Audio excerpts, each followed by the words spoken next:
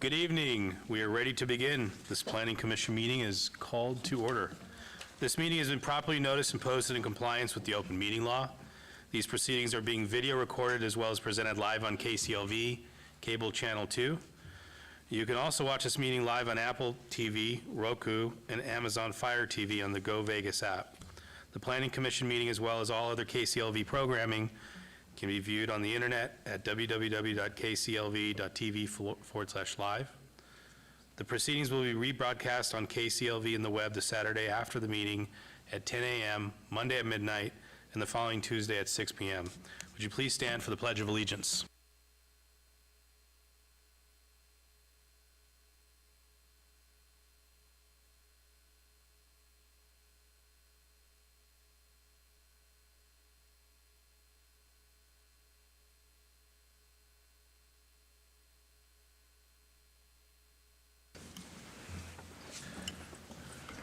To the city clerk, can we get the roll call, please?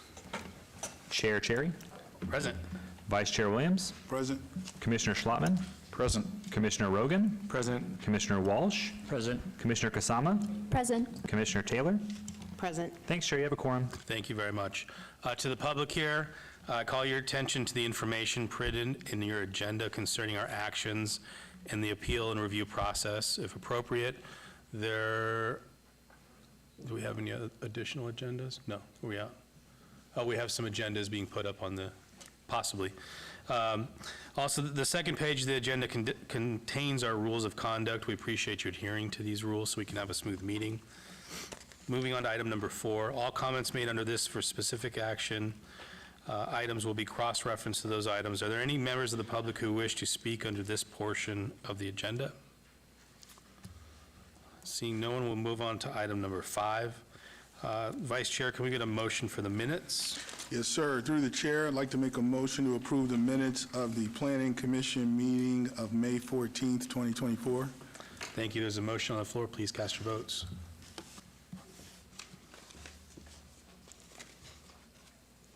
That motion carries. Moving on to item number 5, our housekeeping items. Are there any items that commissioners, staff, applicants, or members of the public would like to pull forward for action? Does anyone wish to speak on any of these items? Mr. Chair, Fred Solis for the record, Community Development. We have one housekeeping item, item 22, case number 24-0040 A and B. The applicant has requested an abeyance until the 8/13/24 Planning Commission. This is their third request. Thank you. And Commissioner Rogan?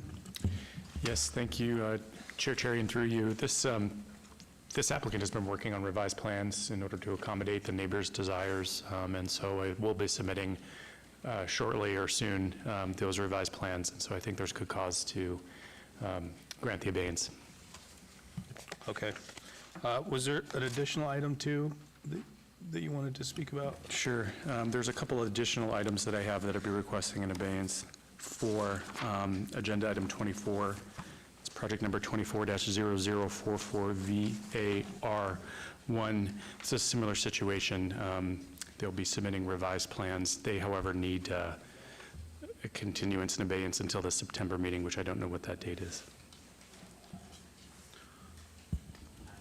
9/10? 9/10. And then finally, Mr. Chair, agenda item 34.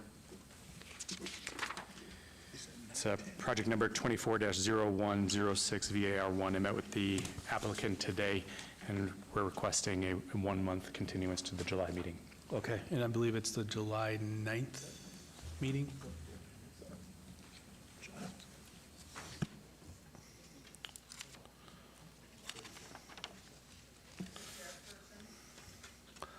If you could if you can come to the microphone, please. I'll need your name and address for the record. The middle one's great. Yes, sir. My name is Sherry Lane, and I think we misunderstood when you said public comment. There are several people here with public comment. Wasn't that like item? Is it a specific item that you want to? On the agenda, yes. Okay, so what item is that? Sorry? What item number, do you know? Case 240219, SDR1, Supplement 1 and 2. I don't believe it's being obeyed tonight, so it will be heard Is that correct? Mr. Chair, could you please repeat that number? What was Could you give us the number one more time? Case 240219, SDR1, Supplement 1, Supplement 2. 39. Mr. Chair, that will be heard today. Okay, so that item will be heard, and there will be a public hearing portion for people to come up and speak on the record at that point. Oh, I beg your pardon, I thought we did it at the beginning of the meeting, so Yeah. my apologies. No problem, no problem. Okay, Vice Chair, I think we're ready for a motion on the housekeeping items. I'd like to make a motion on housekeeping items, starting with item 24-0040A through B, requesting abeyance to the 8/13/24 PC meeting. Item 24-0044 VAR1, abeyance request until the September 10th meeting. And item 24-0106 VAR1, abeyance request to the July 9th meeting. Thank you, Vice Chair. There's a motion on the floor. Please cast your votes.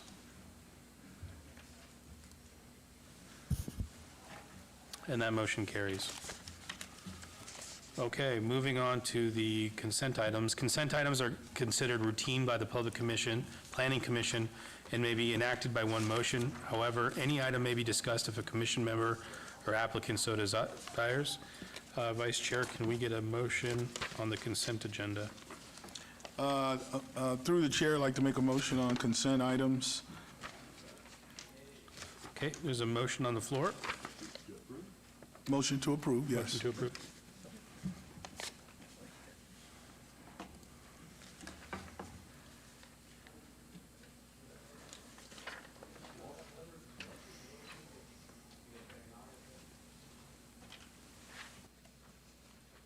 And that motion carries.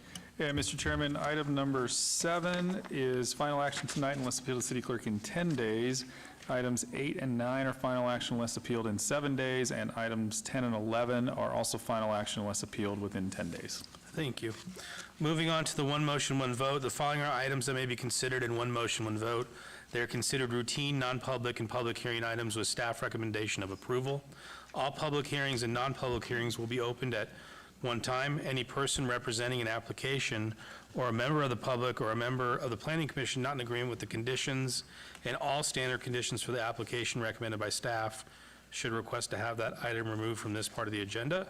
Item number 12, 230667, SUP1 applicant Maria Lucia Diaz, owner Sticky 7 LLC, for possible action on a land use entitlement project request for proposed 1,430 square foot alcohol on-premise use with a 455 square foot outdoor patio area at 61 West Utah Avenue, Suite 121, Ward 3. Staff recommends approval. Item number 13, 240121 SUP1, applicant The Beverly Theater LLC, owner L. Benjamin LLC, for possible action on a land use entitlement project request for proposed 14,457 square foot alcohol on-premise use with a 2,971 square foot outdoor patio area with a waiver to allow a 245-foot distance separation to a school where 400 feet is required at 515 South 6th Street. Staff recommends approval. Item number 14, 240176 SUP1, applicant Christopher Zachow, owner Charleston Bazaar LLC, for possible action on land use entitlement project request for a proposed tattoo shop body piercing studio use at 1014 East Charleston Boulevard, Ward 3. Staff recommends approval.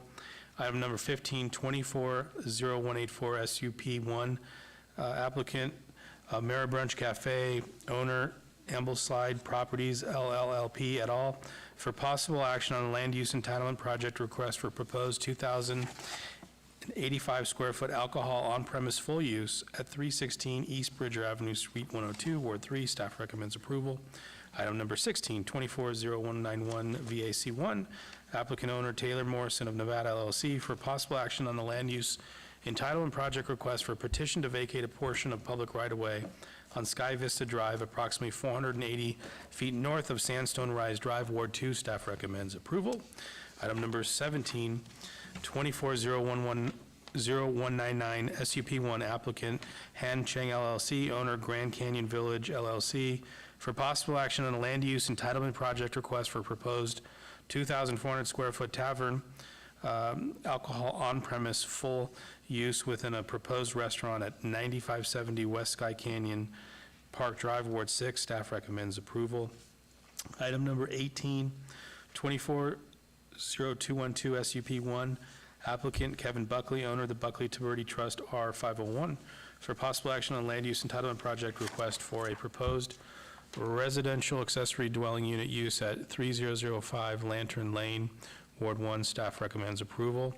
Item number 19, 240215 SUP1, applicant 99 Ranch Market, owner Jan Summerlin LLC, for possible action on the land use entitlement project request for proposed 49,883 square foot alcohol off-premise full use in conjunction with a proposed grocery store with a waiver to allow a 0-foot separation from another alcohol off-premise full establishment where 1,000 feet is required at 820 South Rampart Boulevard, Ward 2. Staff recommends approval.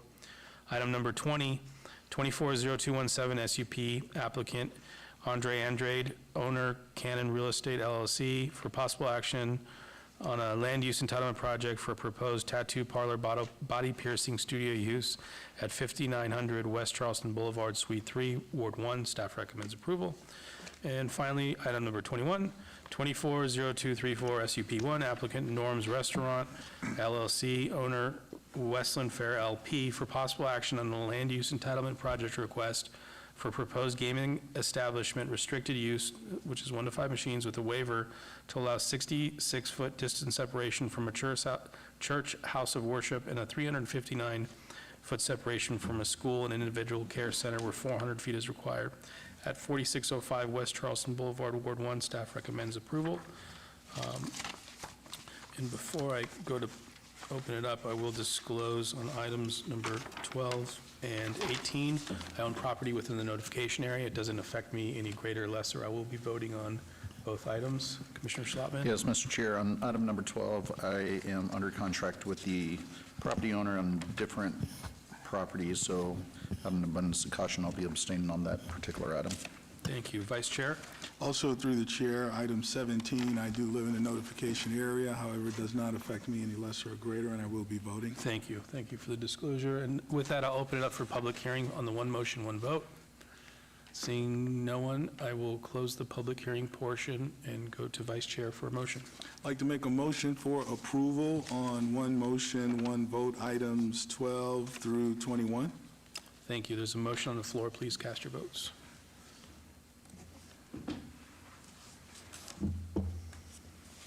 And that motion carries. Mr. Chairman, items 12 through 15, 18, and 19 are final action unless appealed to the city clerk in 10 days. And items 16, 17, 20, and 21 will move on to city council on July 17th. Thank you very much. Going to the public hearing portion of the agenda now, which is starting off with item 23. Abeyance 24009 VAR, applicant owner Alfonso E. Salinas, for possible action request on a land use entitlement project to allow 1-foot separation from the main building where 6 feet is required for an existing residential accessory structure, detached patio cover at 2817 Sing Song Way, Ward 5. Staff recommends denial. Can we get the staff report, please? Mr. Chairman, this is Christian Gates, Planner 2 for the Department of Community Development, for the record. This variance request is the result of an open code enforcement case which cited an unpermitted residential accessory structure that does not meet Title 19 requirements. No evidence of unique or extraordinary circumstance related to the physical characteristics of the property has been presented to warrant the requested variance. As such, the hardship is self-imposed, and therefore staff recommends denial of this variance request. If approved, the variance will be subject to conditions. Thank you. Thank you very much. Can I get your name and address for the record, please? Yes, my name is Kayla Eustaquio, and the address is 2817 Sing Song Way, 89106. Kayla, could you spell your last name for us? EUSTAQUIO. Thank you very much. And could you tell us about the application? Yes, we are requesting permission to continue the building on the structure. It is just a shade structure. It's not going to be any kind of residential room or anything like that. There's no plumbing, plans or anything like that, just electrical for a ceiling fan in the future. It's simply just a shade structure. Okay, thank you. This was noticed as a public hearing. Anyone from the public like to be heard in this item? Seeing no one, I'll close the public hearing and go to Vice Chair. Thank you, Mr. Chair. Ms. Eustachio, my apologies. We were unable to reach the party at the number given, and so we need to get a good phone number Okay. to be able to come out and actually review the site and Okay. get some clarification on setbacks. So I'm gonna request that you allow us to obey this 30 days to the July Sure, 9th meeting. No problem, okay. Yeah, I'll make sure that the number we have on file is the best number. Could we leave that with staff? Leave an updated number? Yeah, who do I? Yeah, that'd be great if you could leave it with him. That'll help us out. Okay, Okay. thank you. So on item 240009-VAR1, I'd like to make a motion for abeyance, motion for approval to obey this item to the July 9th Planning Commission meeting. Mr. Chair, I think we need to open public comment before we do that. Pardon? I think we need to open public comment before we do that. Open it again? Yeah. Okay. So this is open for public comment on the abeyance. Seeing no one, I will close the public and go back to Vice Chair with his motion. Thank you, Commissioner. Thank you. I'd like to make a motion to obey item 24-0009-VAR1, motion for abeyance to the July 9th Planning Commission meeting. Thank you. There's a motion on the floor. Please cast your votes.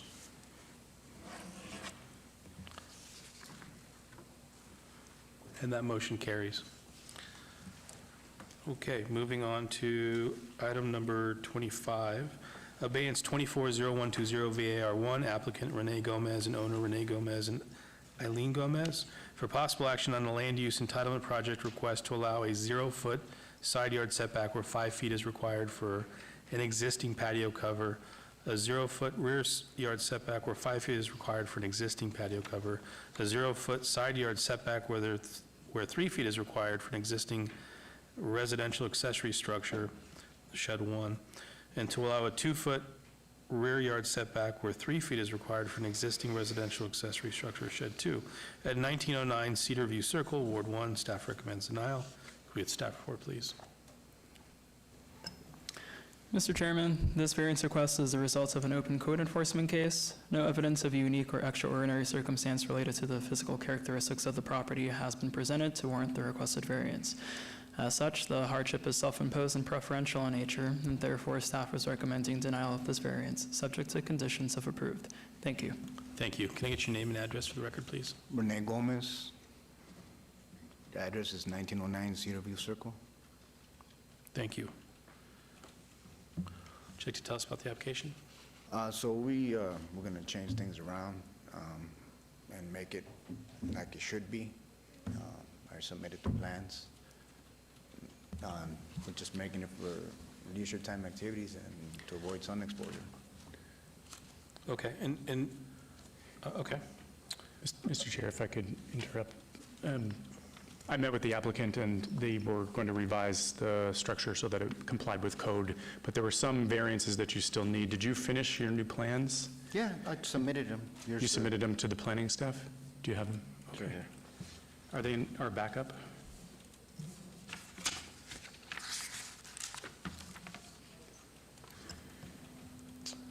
So Chairman 3, you'll have to give me one moment to look that up.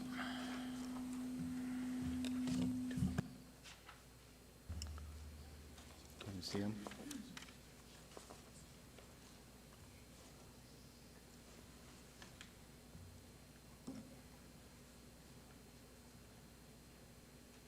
Maybe we could just trail this to figure out what the plans are, because some of the requests went away with the changes, so we just need to clarify what those requests are.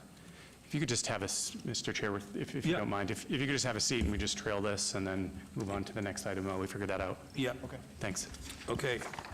And I'm going a little bit out of order. I'm pulling up item number 30. Item 30 is 230666, applicant Franco Riza Taba, owner to TQ Clarkway LLC, for possible action on the following land use entitlement project request at 651 Clarkway Drive, Ward 5. Staff recommends denial. Related 30A 230660N1 from RE to C2. Related 30B 230666VAR1 to allow an outdoor storage areas within the required side and rear yard setback area where such is not permitted, and to allow a 6-foot-tall wall fence to screen from the public street where an 8-foot-tall solid CMU screening wall is required. Related item 30C 230666 SDR1 for the proposed conversion of an existing 2,564 square foot single-family detached dwelling to a proposed building maintenance service and sales development with waivers of perimeter landscape and buffer requirements. Can we get the staff report, please? Mr. Chairman, based on anticipated growth and development in the area, staff finds that the proposed rezoning is inappropriate and inconsistent with the adjacent single-family detached dwellings in the surrounding area, as the encroachment of an intense commercial zoning district adjacent to the existing single-family dwellings will create a negative impact to the dwellings by increased traffic and noise. With regard to the development itself, the proposed conversion of an existing single-family dwelling into a building maintenance service and sales commercial development necessitates a variance to allow the proposed outdoor storage areas within required rear and side yard setbacks and without adequate screening, in addition to waivers of perimeter landscape buffer requirements and exceptions of parking and landscape buffer planting requirements, which not only are self-imposed hardships, but also further reinforce the incompatibility of the proposed development with surrounding land uses. Therefore, staff recommends denial of all entitlements. If approved, the variance and site development plan review will be subject to conditions. Thank you. Thank you. Can I get your name and address for the record, please? Yes, Ricky Barlow, LV Access, LLC Land Use Consultants. Thank you, Commissioners, for the opportunity to stand before you today. And I also want to thank staff for working with us on this application. I understand by code their request for denial. However, I believe after explaining and communicating what's before you today, I believe that after speaking with staff that they are actually okay with the proposed use as we are proposing. Today before you is the rezone and also site development plan review for 651 Clarkway Drive in Las Vegas, 89106, APN 139-28301-031. We request to rezone from residential estate to commercial, C2. Additionally, the existing home will be transformed into an office use while utilizing the backyard space for commercial outdoor storage, materials, and equipment. Before you here, in the middle of your screen, is the landscape plan, which staff worked with me on quite extensively to get us to this point, and I believe is going to not only beautify this roadway, it's going to be probably the most attractive, I would say the most attractive property on this street. The proposed wall fence elevation drawing depicts the following. The front yard wall fence, which will be a 2-foot CMU block wall with 4-foot wrought iron. I'm sorry, Commissioner, I thought I turned this off. With 4-foot wrought iron. In addition to that, there will be a 8-foot tall perimeter wall on the north, south, and west property lines. Per Title 19.08, perimeter screening walls are to provide 80-20 ratios with contrasting materials, which we do currently have. We are asking for a landscape waiver of perimeter landscaping to allow a 0-foot buffer along the interior lot lines where 8 feet is required, and to allow a 10-foot wide buffer adjacent to the right-of-way where 15 feet is required.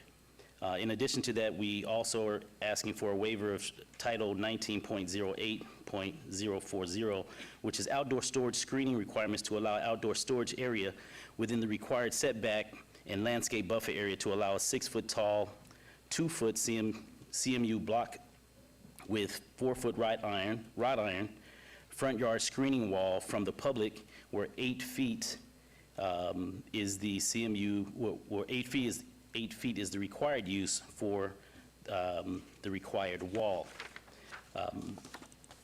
If I may point some things out to you, and I'm pretty sure everyone on the dais knows this corridor. Do it this way. Knows this corridor quite intimately. Today, Commissioners, my partner and I control this parcel here, which is Zone C2, and it's, the address is 2020. We also own the back lot, which is C2. We also own the property, which I'll be coming back into rezone from C1 to C2, the property located here. Ahearns owns this parcel, which is on the corner of Clark Way and Bonanza, and we're actually looking to acquire this parcel as well. We currently purchased this property here, my client, and this is the property that we're talking about today. In addition to that, we have this property here, which is in escrow, the property here. So as you can see, we currently have C2 to the west of the proposed property, and also C1 to the south of the proposed property. Across the street, this hard corner is C2. The Orchid, although it's R1, the proposed use coming to this Planning Commission will be C2. This application is coming to you. And then there's also additional C2 applications that will be coming as well. So what we're asking for is not anything out of the ordinary, because we currently have these uses in this corridor today. In addition to that, so that you all understand why the request is, because what we're looking to do is basically create one parcel map of C2 in order to have one contiguous parcel moving forward for a larger development coming forth. And so in order for us to do that, staff has recommended that I rezone this to C2 in order to come back with the overlay, the map to basically align all of these parcels that will be under our control moving forward.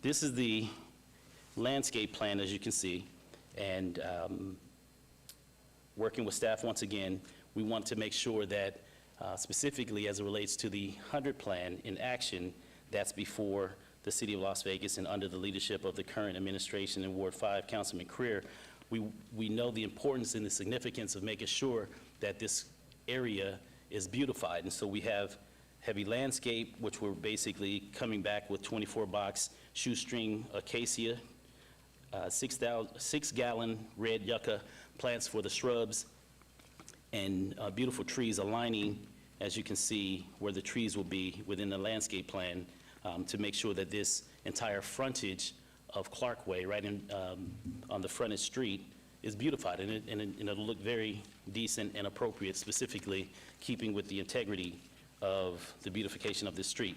Now, the interior of the property currently is a residential property. We're converting this completely into an office space. The user, the client, Centercut, is possibly one of the top 5 largest landscape companies in the state of Nevada. And so this will be their headquartered office inside of this building. So there won't be anyone else living in this property. Currently, there's no one living there today. And so the reason for the setbacks, specifically to the south and to the west, is so that we'll have enough room for navigating the equipment that will be coming in and out, and also having the ability to park the vehicles of all of the staff members that will be coming to pick up the office equipment, as well as the office vehicles to go out and conduct their business. Staff recommended and approved during our meeting that we request the 0-foot setbacks to the north, and also this finger here, which basically has access to a well on this property. And so for them to not mention that in their comments, I find that pretty interesting because they were the ones that actually told us to basically push that back to a 0-foot setback without any landscape. But it worked out perfect because that's exactly what we needed in order to make the flow of this development happen. So having said that, our proposed request is harmonious with the rapid transition of the surrounding parcels, which aligns with adjacent properties on the main arterial, compatibility as well as the aesthetic look of neighboring operations are like in kind, having administrative, commercial, and outdoor storage to include low, medium, and high equipment uses currently in the area.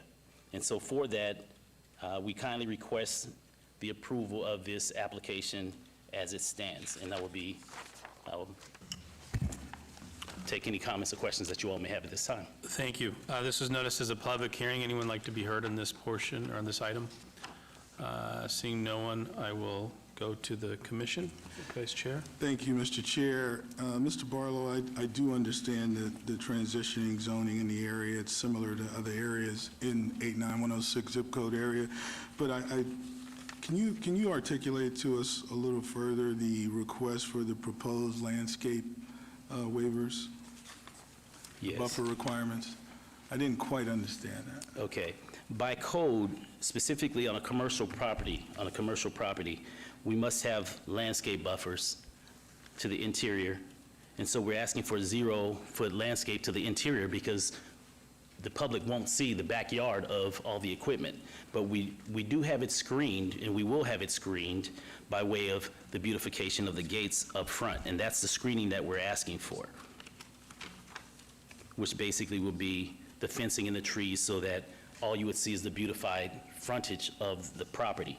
And so therefore, we're asking for 0-foot setbacks, which staff is okay here, but this portion right here is what we're asking for as well. So half the property staff has says we're okay with, but you have to go before the commission and ask for the other half, and that's why we're asking for that portion, so that we keep all of the beautification up front and we have the ability to, fully operate on the yard in the back. In addition to that, Commissioner, because it's commercial as well, the setback for the landscape on the frontage, the east portion of the property line, is 15 feet, and we're requesting 10 feet. Opposed to setting this block wall back 15 feet, I'm asking that we set the block wall back 10 feet and come back with a riser, a 2-foot setback here, with a riser of 2 feet block and then 4 feet wrought iron here, so that we have 6-foot frontage. And by code, it should be 8 foot. But we didn't want to look like a fortress, so we wanted to basically keep it looking more residential on that frontage street and not looking like a fortress with 8-foot tall wall in front of our buildings. We want it to be more beautified as far as a more natural look versus more of an institutional look. And so that's what those waivers are, that's what we're asking in regards to the waivers and the variance. Thank you. Mr. Chair, I'd like to open it up for further comment if there are any. I would just quickly say, typically when there's a landscape waiver, I kind of automatically default to no, but just after seeing what you kind of brought forward as far as the other parcels, and knowing that the frontage would be improved, and that if for some reason, or in the future, you completed this assemblage and another project was brought forward, and staff, correct me if I'm wrong, there would be a new site plan, That is correct. a crack with the planning commission to enforce Yes, Mr. Chair, there would landscaping be at another- that point. That's correct. Yeah, so I think knowing that, I'd be comfortable supporting on that, so. Just quickly, thank you, Mr. Vice Chair. Mr. Chair, Mr. Barlow, thank you for walking through the plan, and the front of the project looks really beautiful, but I just want to talk to you a little bit about the rest of the project, which is essentially going to be the parking for the commercial development, correct? Yes, ma'am. Okay, and so that'll be asphalt, right? I'm sorry? That'll be asphalt? Yes, yes. If I may go back to this site plan, Right. Commissioner Taylor.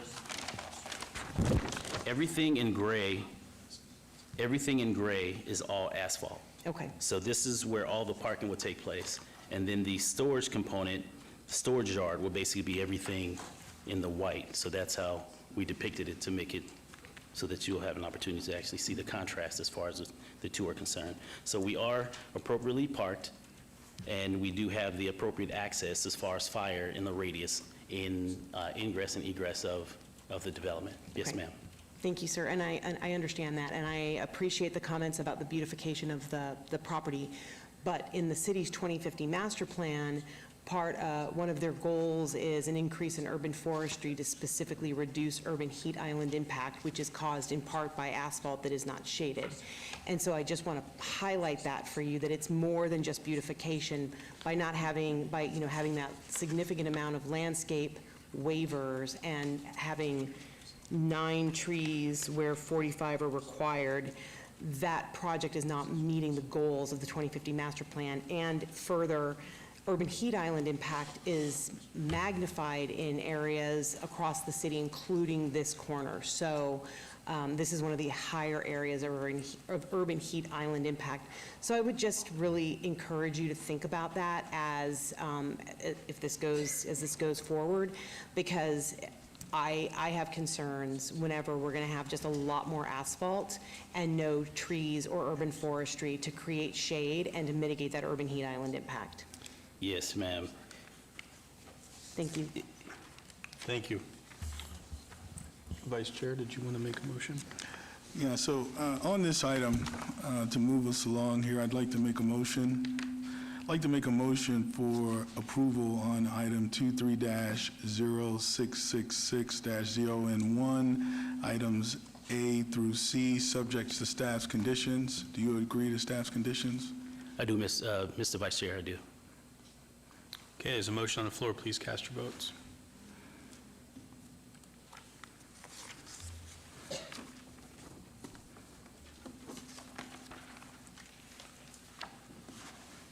And that motion carries. Okay. And I would like to say happy summer to you all, and Mr. Chair, Mr. Vice Chair, thank you so very much for the opportunity, and thank you all again for allowing us to move forward with a project that I truly believe is going to be not only bring additional tax dollars to the community, but hire a lot more people to continue to provide for their families. And Commissioner Taylor, I'll most definitely take your comments under great consideration as well. Thank you. Don't you have a plane to catch? I do. I'm out of here. Thank you all. Have a good summer. Okay. And Mr. Chair, that will move on to City Council on July 17th. All right. Commissioner Rogan, on item 25, are we good to bring that back up? Yep. Yeah, okay. If the applicants could come back up, please. We did read it into the record. You did give us your names, thank you. I did not open up public hearing yet. We did get the staff report, if I remember correctly, so I'm just going to, if you'd like to update us, and then I'll open public hearing. Yes. I'd like to show you what, we're going to move the setback for the shed for 3 feet and move the patio 5 feet away from the wall. And that's what the requirements that he said that I must do, so that's what we'll do. We're going to take it all down and redo it. Okay. This was noticed as a public hearing. Anyone want to be heard on item 25? Seeing no one, I will close the public hearing and go to Commissioner Rogan. Thank you, Mr. Chair. As I mentioned before, I did meet with the applicant, and I took a look at the structure, and it did not appear to be built properly, and I think you agreed that it was not a great structure, and it had to come down. So with these revised plans, I believe that there's only a couple variances left, and staff, Fred, I think you have amended conditions to be read into the record. Sure, through you, Mr. Chair. So there actually, the staff report is up to date, so the side yard setback variances went away, so those are reflected in the staff report. So we only reflect here the rear yard, the 0 foot and the 3 foot for the patio cover, or for the accessory structure. So what is depicted currently on the staff report as conditions is accurate. Thank you, Fred. Thank you. So with that, I think there's only the couple of variances for the shed in the back and the rear yard, and everything else is now conforming. So I'm ready to make a motion unless there's other comment. No, please do. On agenda item 25, project number 24-0120 VAR1, motion for approval, subject to staff's conditions. And Renee, you agree to those conditions? Yes. All right. Thank Great. you. There's a motion on the floor. Please cast your votes.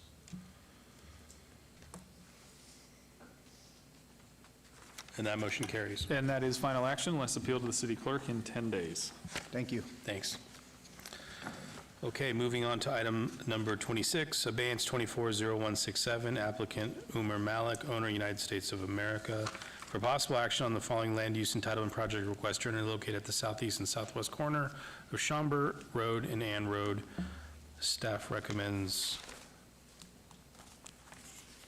well, let me read in the related items. 26A, abeyance 240167N1 from CV to C1. Related item 26B, abeyance 240167 VAR1 to allow one loading space where two loading spaces are required. Related item 20C, abeyance 240167 VAR2 to allow a 36-foot tall residential adjacency setback where 60 feet is required for building 3, a 15-foot residential adjacency setback where 60 feet is required for building 2, and to allow a 10-foot rear yard setback where 20 feet is required for building 1.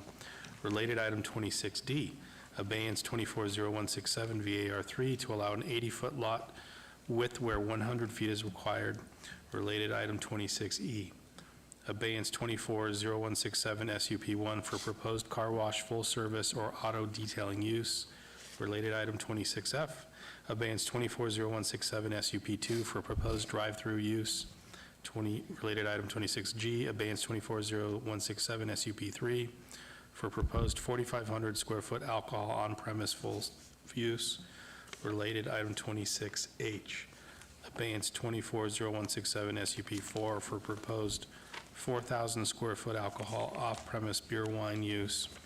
Related item 26I, abeyance 240167 SUP5 for a proposed gaming establishment restricted use. Related item 26J, abeyance 240167 SUP6 for proposed gaming establishment restricted use, 6 to 15 machines. Related item 26K, abeyance 240167 VAC1, petition to vacate Bureau of Land Management right-of-way grants generally located at the east and west of Schaumburg Road alignment, south of Ann Road and north of Hammer Lane. Related 26L, abeyance 240167 SDR1 for proposed one-story, 12,200 square foot commercial development with waivers of perimeter landscape buffer requirements. Related item 26M, abeyance 240167 SDR2 for proposed one-story, 5,500 square foot commercial development with a waiver of perimeter landscape buffer requirements. Staff recommends denial on ZON1, VAR1, VAR2, VAR3, SUP 1 through 6, SDR1, and SDR2. Staff recommends approval on VAC1. Can we get the staff report, please? Mr. Chairman, the project was obeyed from the May 14 Planning Commission meeting at the request of the applicant to submit modified plans. First, the applicant has proposed to vacate Bureau of Land Management right-of-way grants, which staff can recommend approval of with conditions as all Title 19, NRS, and technical requirements have been met. However, staff does not support the rezoning request as the proposed C1 zoning district would be located in the middle of an area defined by single-family residential neighborhoods, which is discouraged by Title 19. Additionally, the proposed rezoning would require the proposed commercial development to conform to minimum site design requirements, specifically relating to lot width, prompting a variance which staff also can't support. Considering the overall development plan, the applicant has proposed to develop a commercial development spanning both sides of the Schaumburg Road alignment with a variety of commercial, alcohol, and gaming land uses, prompting multiple special use permit requests. Associated with this proposed development are variances for residential adjacency, loading zone requirements, the already mentioned variance for lot width requirements, and waivers and exceptions for landscaping requirements, which are all self-imposed hardships. As the proposed development is contrary to the goals and policies of the City of Las Vegas 2050 Master Plan and necessitates multiple variances, waivers, and an exception for landscaping, Staff finds the proposed development would not be harmonious or compatible with the surrounding area. Therefore, staff is recommending denial of the request for zoning, variances, special use permits, and site development plan reviews. If approved, all requested entitlements, aside from the rezoning, will be subject to conditions. Please note that an additional letter of protest has been submitted since publication. Thank you. Thank you. Can I get your name and address for the record, please? Robert Cunningham, 6030 South Jones Boulevard, representing the applicant and property owner. First, I'd like to point out where the site's actually located. It's a 5-acre portion of a larger BLM property. This is the 215 Beltway, and this is Ann Road. Catty corner from us is a CCSD, approximately 40-acre bus yard.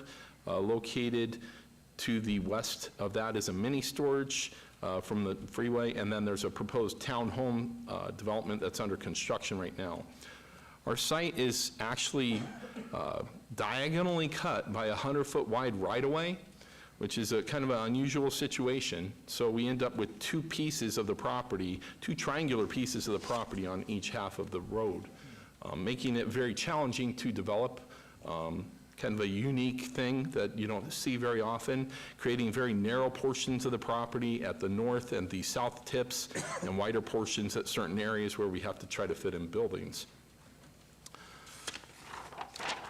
The land use for the area, this is our site right here. Pink is neighborhood mixed use center on this map, I believe, or service commercial, and I'm not 100% sure, but either way, you can see our site is part of a larger area of planned commercial, mainly along the Schaumburg alignment as it heads north from our site and slightly to the south of it. And so this area, while we might be the first in this corridor actually coming in and proposing it, I believe it's planned for ultimately to be commercial uses in the area. One of the other things that I want to point out that's planned is the Sheep Mountain Parkway off-ramp and interconnect to the 215 Beltway. That's located just to the north of our site, maybe about 600 feet. This is planned to offshoot from the 215 Beltway and create almost a like Summerlin Parkway style roadway, freeway style. This is located right adjacent to us. We believe that the Ann Road off-ramp and this corridor right here is a perfect place for commercial to be located, and even though it's the first one in, will ultimately lead to more development of commercial nature in the area. One of the other challenges that I want to point out, because staff has indicated, I believe, that the site is not eligible for variances or doesn't have constraints that require variances, is the elevation difference across the site. This is the diagonal road that crosses our property. From the developed homes on the west to our property, to the road, there's about 12 foot of elevation difference. You can see these are 2-foot contours.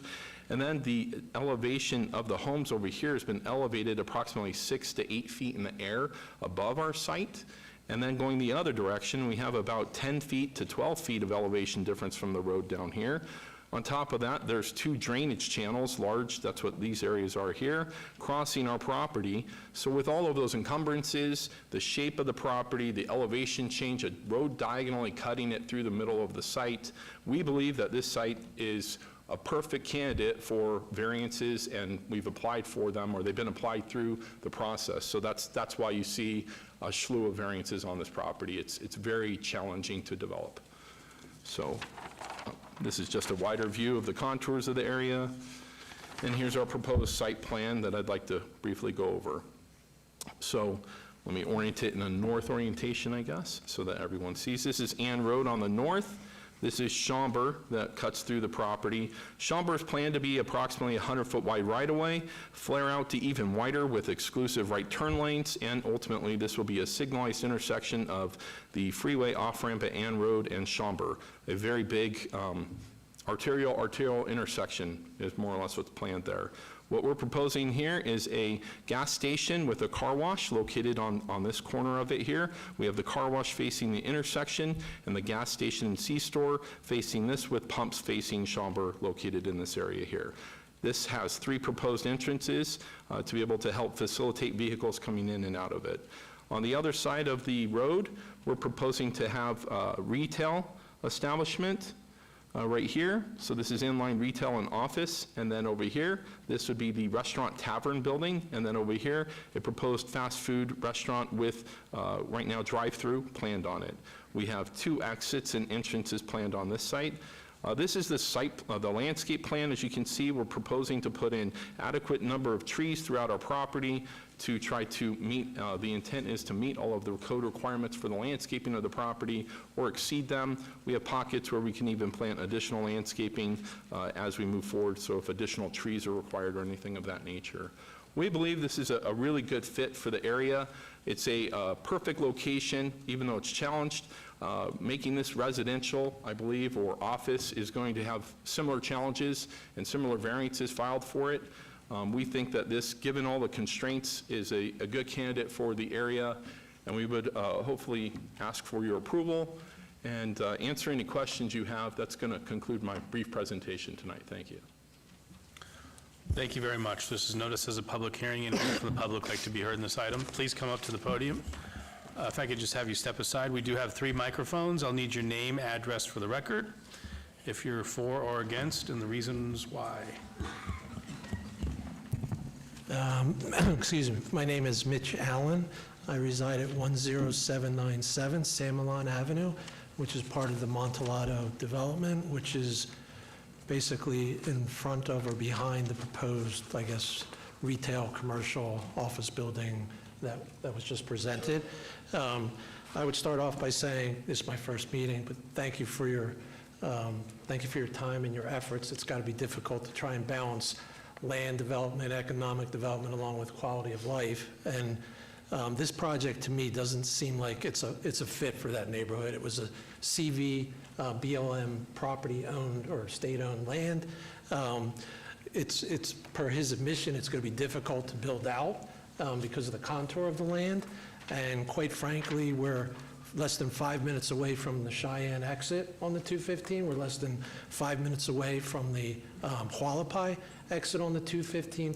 Both those exits have commercial retail activations that are part of what he's proposing, plus probably 100 other types of commercial activations. I would respectfully request then, per the staff's own recommendations of denials, other than the BLM easement question, I would request respectfully that you stick with the denial and don't allow, what was a quality of life to be tarnished. Thank you very much. Can I get your name and address for the record, please? You could, either Mike, whichever one. Yeah. My name is Deetra Monette, and my address is 10825 Trailcrest, Las Vegas, Nevada 89166. Thank you. It's my first time as well. Thank you all. So one of my main concerns is the traffic. We only have 2 lanes there. We have a stop sign there. We have the buses, as he showed, that are right down the road. So in the morning when buses are coming out, it's completely congested. In the afternoon when they're going back, it's completely congested. There are other vehicles, such as cement trucks and things like that, that are constantly going through that little intersection as well at Ann and Schaumburg. The other point I wanted to make is that we have children. Our kids walk there for school. It's going to be heavily congested. The bus stop is right there. That's going to impose danger on our children, especially with it being a tavern or casino bar, whatever the name of it would be. That is imposing danger on our children. I'm sure all of you watch the news just like the rest of us, and you see people being killed all the time from drunk drivers. There's no way that they're going there and not drinking. We live right there. Had I known that this was going to happen, I just bought my home less than a year ago. I would not have moved there. This was not told to us or anything like that. So I'm very concerned about that. I'm very concerned about the children. These are 2 family developments that are there. We just recently had a day in the park with all the kids for both developments, the Montelato as well as Montelato North. And this is creating a danger for our families.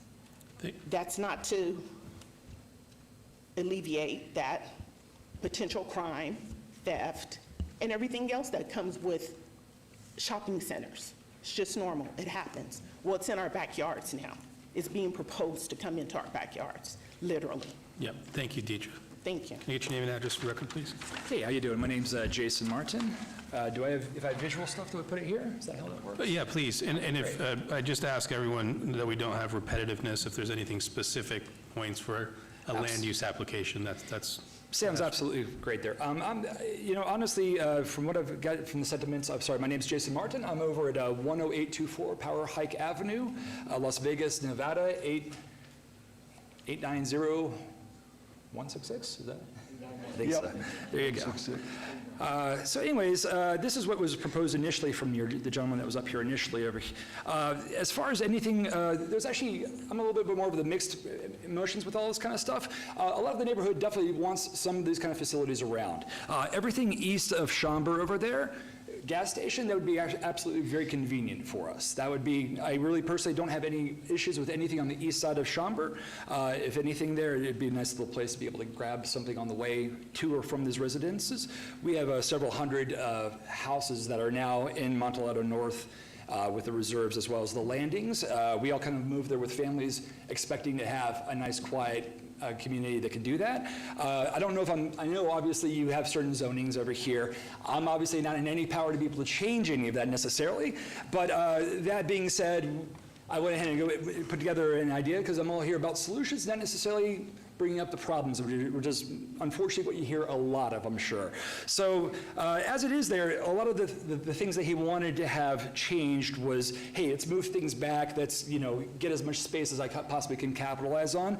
All these houses over here have a beautiful view of the Strip and all of Las Vegas. As he mentioned, we're very high up, so that way we have a lot of great stuff there. If we go ahead and have that commercial area in the southeast area, that's great. I don't know if the gentleman's able to consolidate both of those businesses over here or even over here.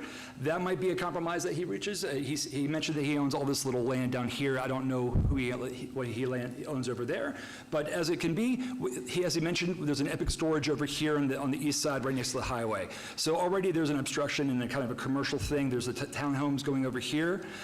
So personally, this being over there, that's great. It's away from all the residences over here on the west side of Schaumburg.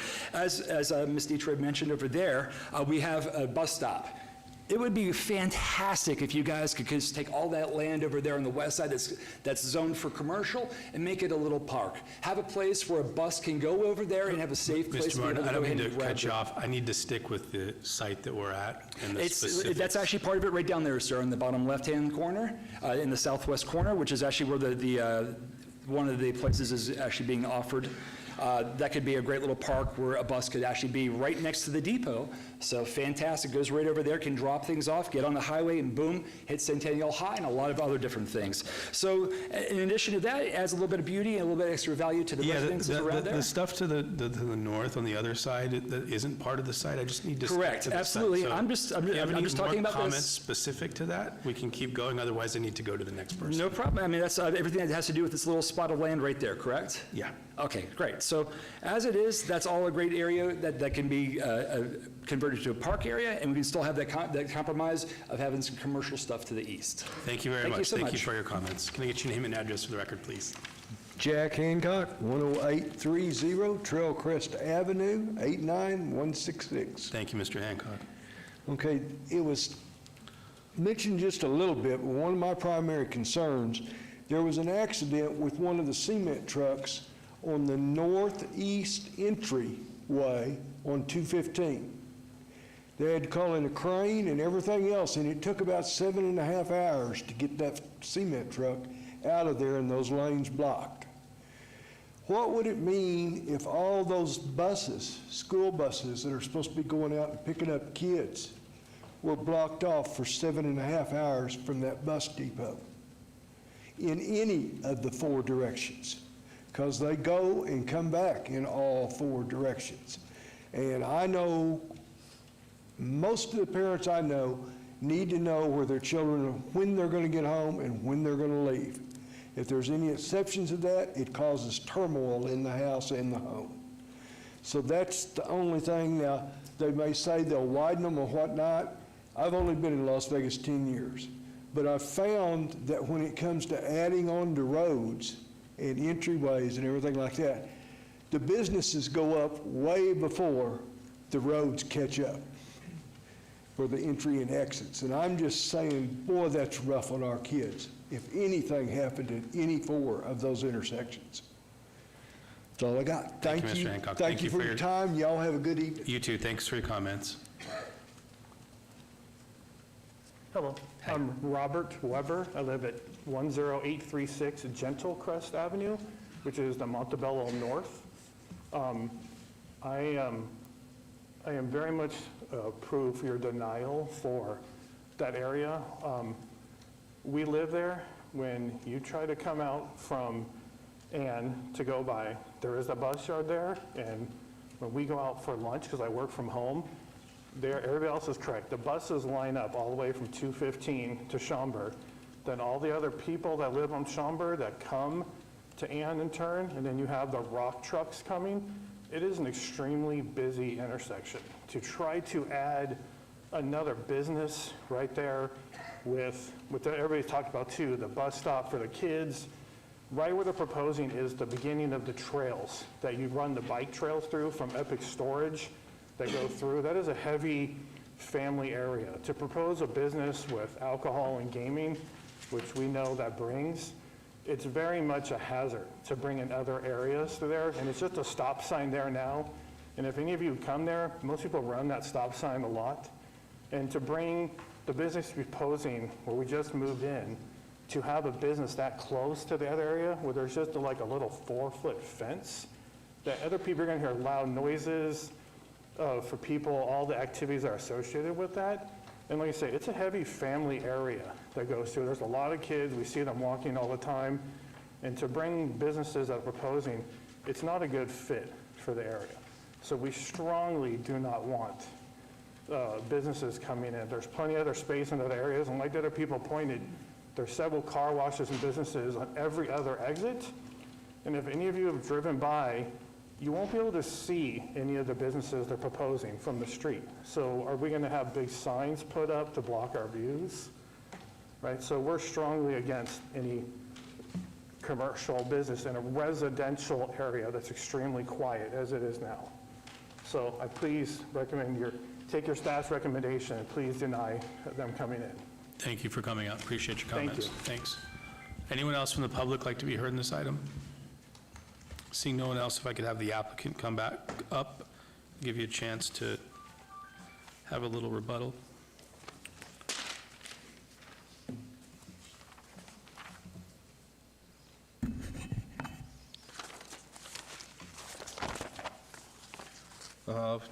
Regarding traffic, one of the things that this project will do, and let me see if I can maybe put this up. There we go. This might explain it. So the adjacent residentials fully improve the street and road all the way to the corner of our property. The adjacent townhome project over here and 215 is improved down into a point in here. The bus yard and this other project have improved Schaumburg and Hammer all the way up to this point. When we come in, we have to put full improvements in on Schaumburg, both sides of it. It's a 100-foot street. We'll complete the improvements for the intersection, making traffic flow a lot better through here, where it currently is bottled down to 1 lane in each direction, I believe. So that's one of the things that maybe isn't known, but will come in, and those roads are required to be completed, constructed, and open and functioning before any businesses in or any kind of development on the site itself could open.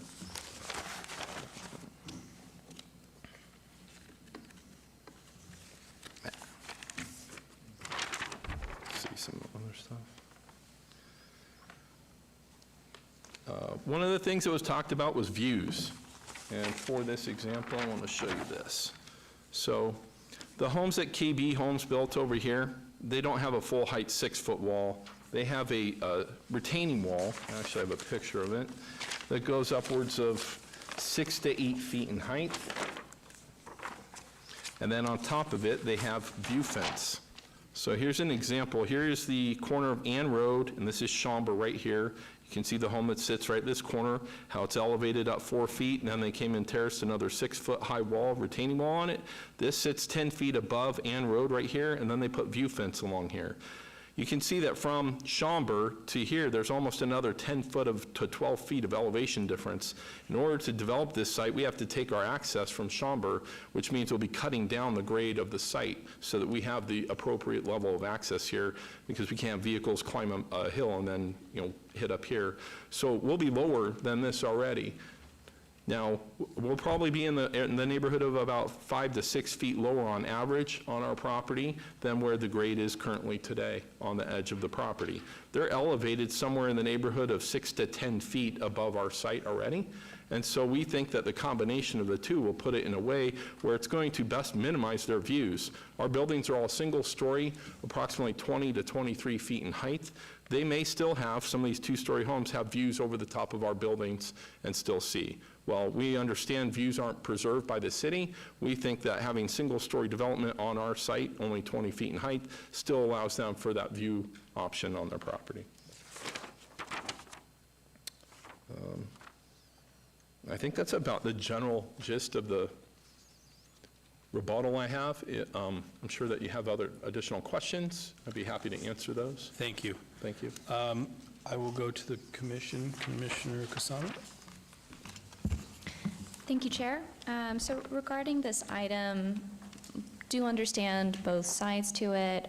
The nature of the road that bisects this parcel of land does make it very difficult. Does mean that it's not conducive to residential units being built on this. And considering the 215 exit, it does make sense for there to be a gas station, car wash, some commercial space and amenities. This is an area, as earlier discussed, the connector is going to bring a higher level of, traffic to that general area of the Northwest. And that is has been a long-term plan as well. And so with that, I do know that there were conditions that has been agreed upon with staff and the applicant to create a bit more of a buffer between the residences to the west with the step back and the landscaping. And so I'm happy for staff to read them into the record. Sure thing. Through you, Mr. Chair. So there's a couple of conditions we want to read into the record for 26L and M. First is, prior to the time applications made for building permits, revised elevations shall be submitted to and approved by the Department of Community Development to reflect a consistent and continuous level of architectural facade details on all sides of the commercial buildings, including variations in massing, jogs, offsets, and/or varied roof lines. Next condition is a master sign plan shall be submitted and approved in accordance with Title 1916.270 prior to the issuance of a certificate of occupancy for any building on site and prior to the issuance of any sign permits. The following conditions for 26L only. All proposed retaining walls along the western perimeter of the site shall be stepped back and landscaped in accordance with Title 19.08.070, Figure 7 and Table 8. The step landscape area shall be planted with trees or shrubs that, at mature height, will adequately screen the site from the adjacent single-family residential property to the west. Thank you. Thank you. Do you agree to those conditions? We have no issues with those conditions, yes. All right, wonderful. And also the long-term vision of having a signaled intersection should also alleviate some of the issues with just having it be a four-way stop. But with that, unless there are any other comments from the rest of the commission, I am happy to make a motion. No, I get just one quick question, Commissioner. On that screening to the west, was that adjacent to the, okay, so it's adjacent to the drive-through, so there's going to be additional landscaping? Additional landscaping and step back to create more of a buffer. Okay. Both in terms of just sight as well as sound. That's great. And does the sound, and maybe this is for staff, it's as far as like a drive-through, we have the ordinance for a dB level of those call boxes, so there's not something that kind of spills over. Right, correct, Mr. Chair. There is the Title 1908 noise restrictions for commercial development. So yes, we'll have to. They would be restricted for their squawk box to comply with the noise ordinance. And same thing for lighting. It's down lighting, it's the same. downlighted, correct. Okay, that can't bleed out over to there. Right, per code. Okay. That's all I And have. then the overall aesthetics, as described in the conditions that staff read, it's also just to make the appearance of this commercial center, just more aesthetically pleasing and subtle. Thank you, Commissioner. Okay, with that, then I will be making a motion to approve item 26, abeyance 24-0167, with subsection 26A, B, C, 26D, 26E, 26F, G, H, I, J, K, L, and M, subject to the staff conditions. So motion on the floor, please cast your votes.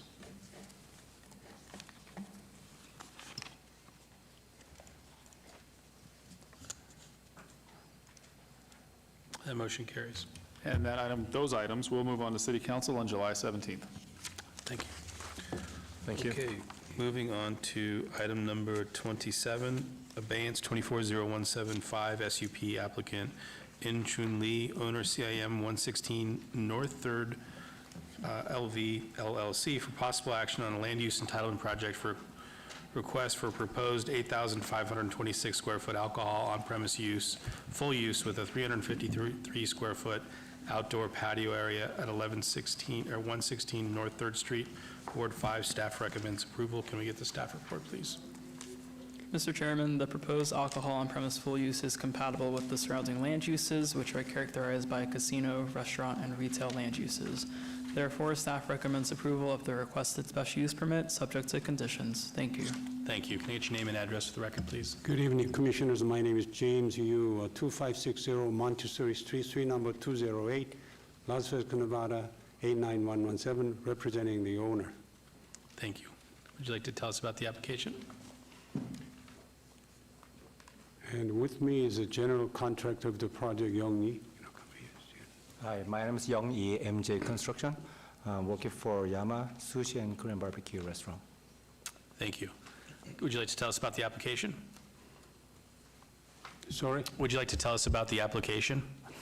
Yes, we are opening a unique restaurant serving Korean barbecue. It's a Korean restaurant, Korean barbecue on tabletop, and also all-you-can-eat Japanese sushi. So I think this restaurant will really be a unique and elevated dining experience for all the tourists coming to downtown. So we will look forward to having your permission and open the restaurant as soon as we can. Thank you. This is noticed as a public hearing. Anyone from the public like to be heard in this item? Seeing no one, I will close the public hearing and go to the Commission Vice Chair. Thank you, Mr. Chair. No issues with this item, and unless there's further comments, ready to make a motion? I think, Vice Chair, wasn't there a comment that was added that Fremont would have their, Mr.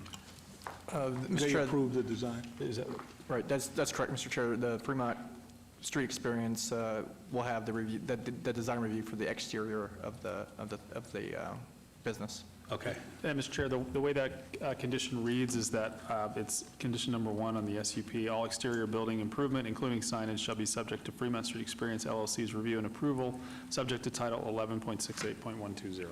Okay, and you agreed with all the conditions of the application? Great. Thank you, Vice Chair. I'd like to make a motion for approval on item 24-0175 SUP1, and you do agree with all of staff's conditions? Yes. Yes. All right, there's a motion on the floor. Please cast your votes. And that motion carries. And that Thank item you, will move on to Commissioners. City. Thanks. That will move on to City Council on July 17th.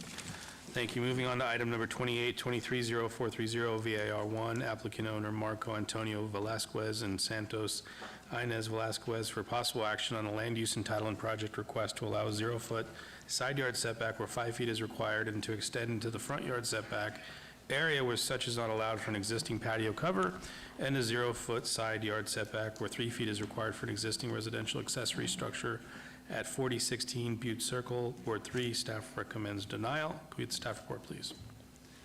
Mr. Chairman, this request is a result of an open code enforcement case. No evidence of a unique or extraordinary circumstance has been presented, and that the applicant has created a self-imposed hardship by requesting to maintain an existing patio cover carport and residential accessory structure shed that do not meet Title 19 development standards. In view of the absence of any hardships imposed by the site's physical characteristics, it is concluded that the applicant's hardship is preferential in nature, prompting staff to recommend denial of this variance. If approved, the variance will be subject to conditions. Please note, an additional letter of support and protest has been submitted since publication. Thank you. Thank you very much. Can we get your name and address for the record, please? Good evening, I'm Charles Chacon with Department of Neighborhood Services Shift Program. We are assisting the applicant. He asked for translation services. Great, thank you. ¿Sí puede decir su nombre? Okay. Mi nombre es Marco Velázquez y vengo a pedir un permiso para que no me tumben eso. Tu domicilio también. Oh, mi domicilio es 4016 Butte Circo, Las Vegas, Nevada, 89110. Thank you. Y vengo a solicitar el permiso para este carpool, porque cuando yo compré esa propiedad ya estaba hecha. Momentito. He says that he purchased the home, the carport was already built when they purchased it. Okay. Inclusive junté yo firmas alrededor de mis vecinos y dicen que no hay ningún problema que yo tenga eso ahí. He stated he checked with his neighbors. He says no one has a problem with the carport. Okay. La razón. ¿Perdón? La razón que quiere mantener. Y la razón que la quiero mantener es porque desde que compramos esa casa el diseño ya estaba ahí y nos gustó desde que la vimos. The reason why he would like to keep the carport, one of them is the design of it. That's one of the reasons why they purchased the home.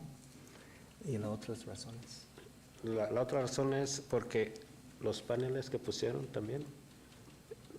He says that they put the solar panels?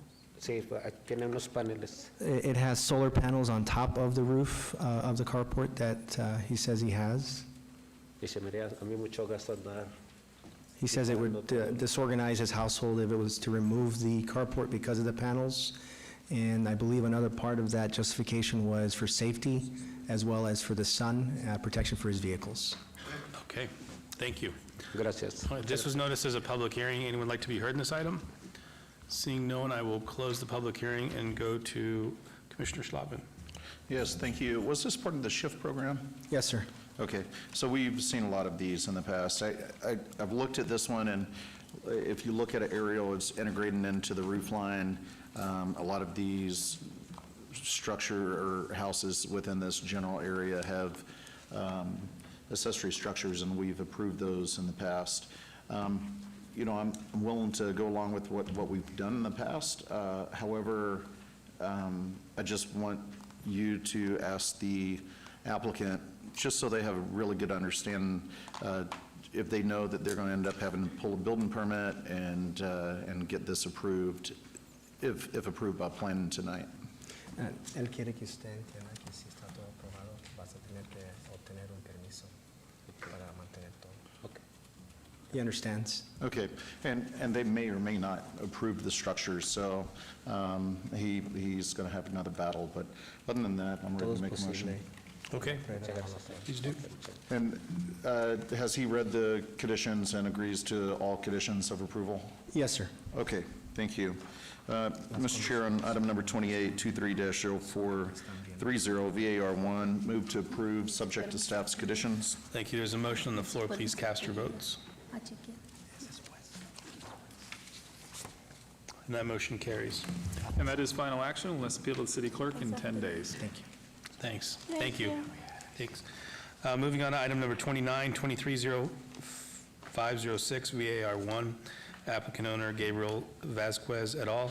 For possible action on the following land use entitlement project request to allow a 0-foot side yard setback where 5 feet is required for a patio cover, a 1-foot side yard setback where 3 feet is required for 2 residential accessory structures, and to not be aesthetically compatible with the principal dwelling unit where such is required at 2330 Howard Drive, Ward 3. Staff recommends denial. Can we get the staff report, please? Mr. Chairman, this request is a result of an open code enforcement case. Staff finds the variance request to be a self-imposed hardship and to be outside the realm of NRS Chapter 278 for the granting of variances. Therefore, staff recommends denial of this variance request. If approved, they will be subject to conditions. Please note an additional letter of support has been added since publication. Thank you. Thank you. Can I get your name and address for the record, please? Gabriel Vasquez, 2330 Howard Drive. Thank you. you like to tell us about the application? Would you like to tell us about the application? Yeah, the carport is mostly for protection from the weather, especially during the summer, but nobody's gonna live there or rent. We're not renting the carport or anything. It's just protection from the weather and for our cars. Okay. Okay, this was noticed as a public hearing. Anyone from the public like to be heard in this item? Seeing no one, I will turn it over to the commission and Commissioner Schlotman. Yes, Mr. Chair, through you. So I looked at this one, similar to a lot of the others within the neighborhood. At least this one's on the side versus the front yard, which I like more.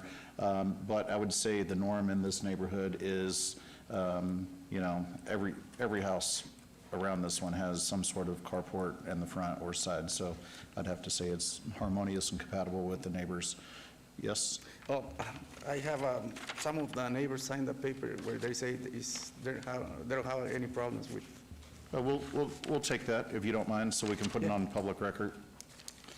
Have you read the conditions of approval, and you agreed to all conditions of approval if approved? Yes. Okay, and you're aware you'll need to go get a building permit? Yes. Okay. Mr. Chair, if there's no other question or comments? Please. Okay. On item number 29, 23-0506, VAR1, move to approve subject to staff's conditions. Thank you. There's a motion on the floor. Please cast your votes.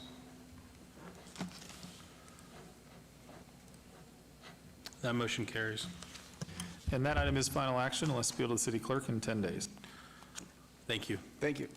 All right, moving on to item number 31, 240056 VAR1, applicant Eve Aruz Lazo, owner Lionel Castillo and Eve Guadalupe Aruz Lazo, for possible action on the land use entitlement project request to allow a 0-foot side yard setback where 3 feet is required for an existing residential accessory structure, a 1-foot side yard setback where 3 feet is required for an existing residential accessory structure, a 1-foot side yard setback where 5 feet is required for an existing patio cover, a total accessory structure size of 162% of the primary dwelling floor area where 50% is the maximum allowed, a total accessory structure coverage of 60% of the rear yard area where 50% is the maximum allowed, and to allow all residential accessory structures to not be aesthetically compatible with the principal dwelling unit where such is required at 2105 Houston Drive, Ward 3. Staff recommends denial. Can we have the staff report, please? Mr. Chairman, this request is a result of an open code enforcement case. No evidence of a unique or extraordinary circumstance related to the physical characteristics of the property has been presented to warrant the requested variance. As such, the hardship is self-imposed, and therefore, staff recommends denial of this variance request. If approved, it will be subject to conditions. Please note, an additional letter of support was submitted after publication. Thank you. Thank you. Can we get your name and address for the record, please? Tus nombres y domicilio, por favor. Eve Arauz, vivo en la 2105 Houston Drive, Las Vegas, Nevada, 89104, y él es mi esposo, Leonel Castillo. Thank you. Would you like to tell us about the application? ¿Se puede decir de la aplicación para la variancia, la razón que están aplicando? Sí, la razón por la que estamos acá es por las casitas que tenemos que fueron hechas para recibir especialmente a la familia en tiempos de vacaciones cuando vienen a visitarnos. Un segundo. So they constructed the casita in the back, she says, mainly for the purpose of having family when they visit. Okay. El galerón que se hizo para protegernos del sol donde parqueamos los carros. For the carport, is to protect the cars from the hot sun. El protector que da hacia la calle, el muro que se hizo para protegernos especialmente porque no es una zona tan segura y también porque ya hemos sufrido 2 accidentes de carros que se nos han metido a la propiedad. And then for the fence that was built was for safety reasons. It's not a safe neighborhood, and they have had 2 accidents where people actually drove into their property, causing a traffic accident. Y el galerón que está hecho atrás, al lado de las casitas, es donde mi esposo hace sus trabajos, porque él trabaja como handyman y repara sus herramientas y hace sus trabajos que necesita hacer para llevar hacia donde él trabaja. And then the patio to the rear, she says that the husband uses it, he's a handyman, and he uses that to work under the protection from the sun. Okay, Okay. all right. And that's it? This was noticed as a public hearing. Anyone from the public like to be heard in this item? Seeing no one, I will close the public hearing and go to Commissioner Schlevin. Yes, Mr. Chair. All right, another one in my ward, but this one, a little bit different. We have a lot going on here. We have a carport, lean-to carport going into a house. We have another like add-on carport or shade structure in the back that's attached to two other storage sheds on the east property line, lean-to on the west property line, another storage shed in the back corner, casita with an add-on or another casita tied into it, and then a carport or shade structure off the front of that. There is so much going on in this property that I can't even wrap my head around it. So what I would like to do is have Building and Safety go out and take a look at this, because just like we had recently on another property where there was quite a few different structures, we had the building department go out and take a look, and then they analyzed and said, okay, this isn't going to work. There's no way, even if planning approves this, that we'll ever be able to get this one, and that one approved. And then if they feel that there's a few of the structures that could be salvaged, then I'd be open to looking at some of those items. But I would say it's a two-step process. One, try getting the building department out to take a look at it. And then number two, talk to me and let's take a look at it and see what you're trying to keep. There's a lot of sheds in the neighborhood, and so I'm not saying we need to get rid of every one of them, but a lot of these just don't look like they're going to hold up. So I'll give you a second.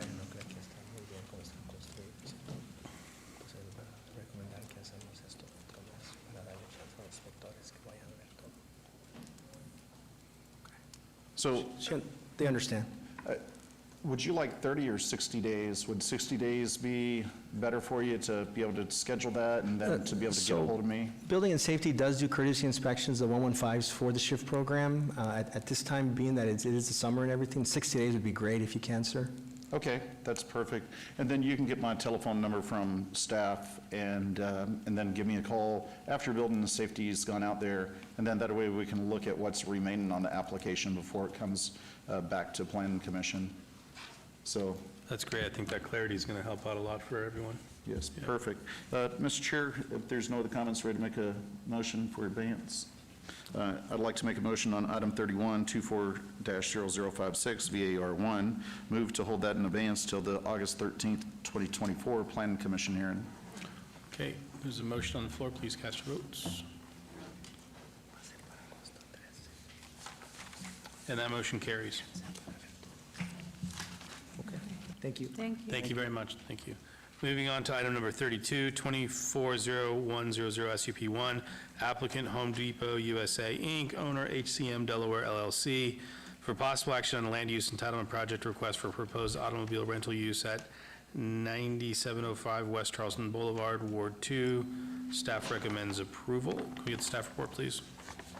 Mr. Chairman, the proposed automobile rental use is located within an established shopping center with other commercial uses and can be conducted in a manner that is harmonious and compatible with the existing and surrounding land uses.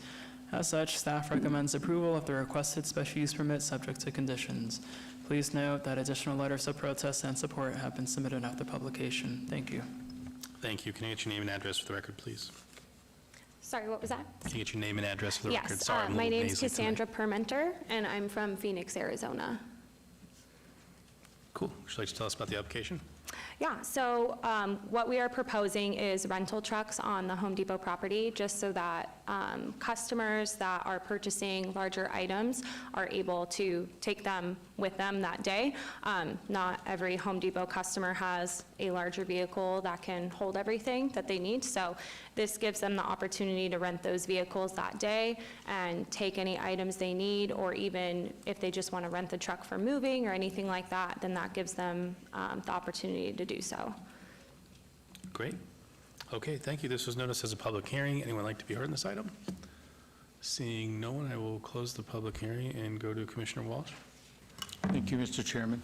I went out to the site and talked to Cody Jordan, who's the manager of the site. And I guess you had these trucks stored there before, and then corporate said, no, we don't need them, and now there's such a demand from the public, so they're bringing them back. So this is what it's really all about, is just getting the right approvals. So with that, Mr. Chair, I would like to make a motion that item number 24,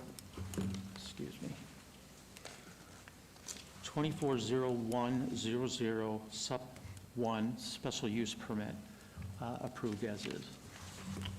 Okay, there's a motion on the floor. Subject to all staff's conditions. Please cast your votes.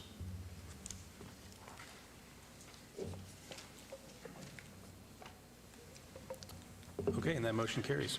And that item is final action tonight. Let's appeal to the city clerk in 10 days.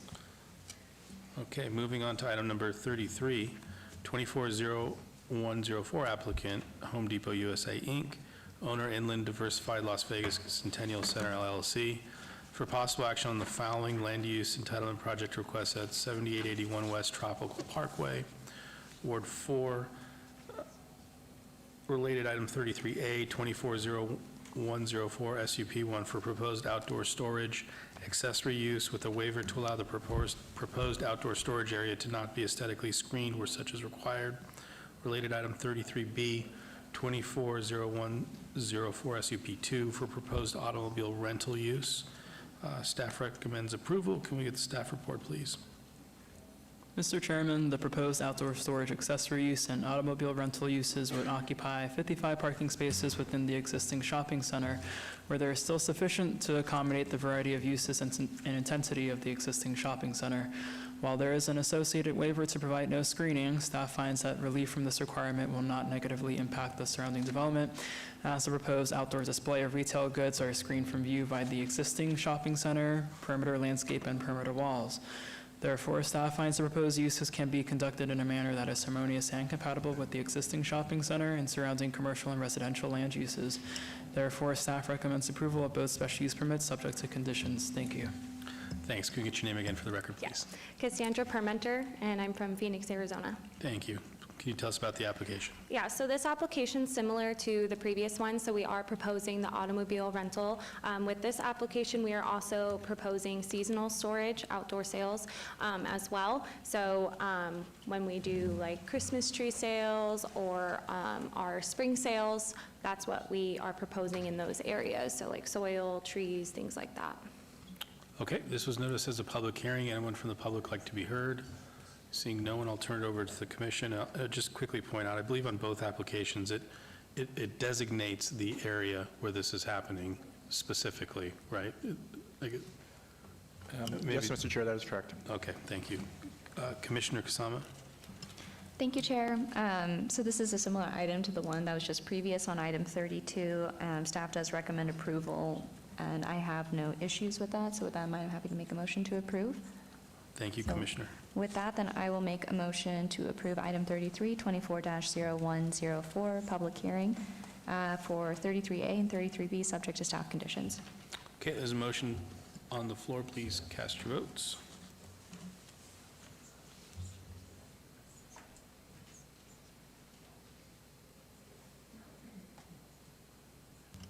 Commissioner Taylor?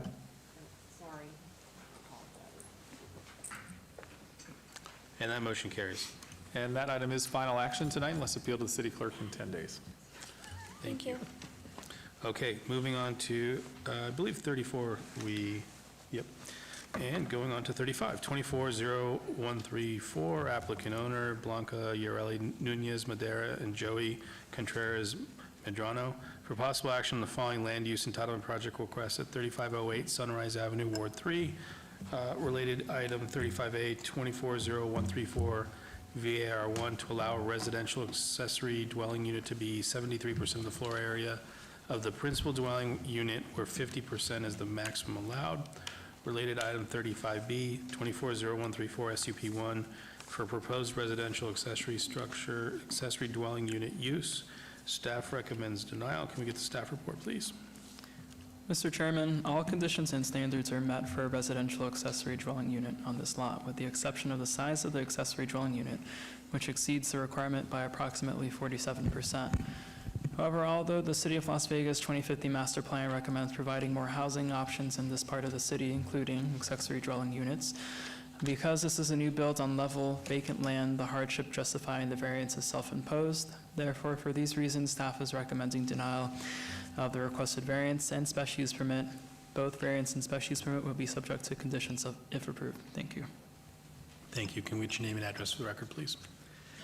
My name is Adrian Plata with Plata Design, and address is 5940 South Rainbow Boulevard, Suite 3005, 89118.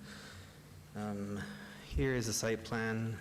As mentioned, that this is a new development, so this structure on the left is the single-family residence, which is already has a permit, and this is the proposed accessory dwelling unit. As mentioned, it does exceed the 50% of the single-family residence. And then here is a floor plan.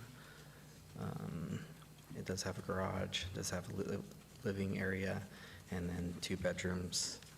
And then as you saw before, there were elevations. Okay. So this is for a family, a multi-generational family. They're not using it to rent.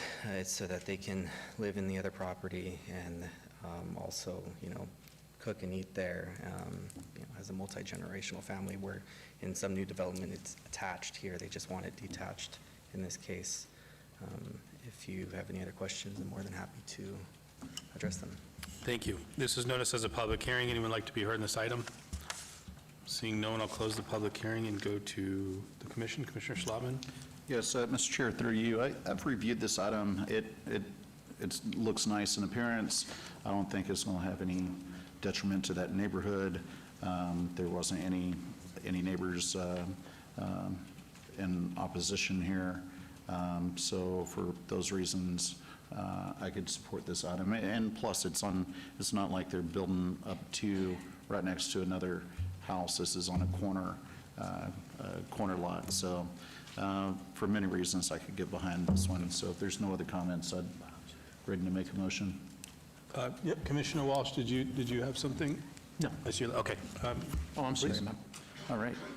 Yes, Mr. Chair, on item number 35, which is 24-0134, 35A is 24-0134 VAR1, and 35B is 24-0134 SUP1. Move to approve, subject to staff's conditions. And you agree with all staff's conditions? Yes. Thank you. This motion on the floor, please cast your votes. And that motion carries. And that item is final action tonight unless appealed to the city clerk in 10 days. Awesome. Thank you for your time. Thanks for doing it the right way, too. Appreciate it. Moving on to item number 36, 24-0177, applicant owner Stone Lake DEEC LLC et al. For possible action on the following land use entitlement project requests on the east side of Rampart, approximately 1,190 feet north of Alta Drive Ward 2. Related item 36A, 24-0177 VAR1, to allow 485 parking spaces where 498 spaces are required. Related item 36B, 24-0177 SDR1, for proposed 5-story, 300-unit multifamily residential development with a 4-story parking garage. Staff recommends denial. Can we get the staff report, please? Mr. Chairman, since 2006, the original site development plan review has been amended 4 times to reduce the number of residential units, the height, size, and number of multifamily residential buildings, and to make other minor changes. No permits have been issued for construction, and the existing approvals are valid through March 8th of 2026. Rather than amending their active approval and amendment, the applicant has opted to replace those approvals with this proposed multifamily residential development. Staff can support the requested landscape buffer waiver and tree planting exceptions due to existing drainage and wall easements. The Las Vegas 2050 master plan also encourages expanded mobility choices that reduce dependence on automobiles and reduce transportation costs, benefits that a possible future connection to an Angel Park trail would provide to residents of the development. While the development as proposed is well-designed with thorough consideration of the existing single-family residential properties to the southeast, changes in the design of the parking garage have led to a deficiency in parking, which is a self-imposed hardship. Staff therefore recommends denial of the variance and associated site development plan review subject to conditions if approved. If denied or withdrawn, the existing active approvals will remain until they expire or another extension of time is approved. Please note that additional letters of protest and support have been submitted after publication. Thank you. Thank you. Can I get your name and address for the record, please? Thank you. Good evening, Mr. Chairman, Commissioners. Bob Gronauer, 1980 Festival Plaza Drive. I'm here representing the Kalita Group in the matters that are before you. Just to hopefully refresh your memory here, this project that's before you is actually approved. Kalita purchased this property with entitlements a few years ago. We had an administrative design review approved to make some adjustments, as staff has mentioned. That was in March of '22. And then in July last year of 2023, we had another administrative design review that was approved as we're fine-tuning the property. So the other approvals in the past was by another developer and the design that staff has mentioned. Back in 2005, this piece of property was approved for a 10-story building. We had approximately 375 dwelling units on here for residential units.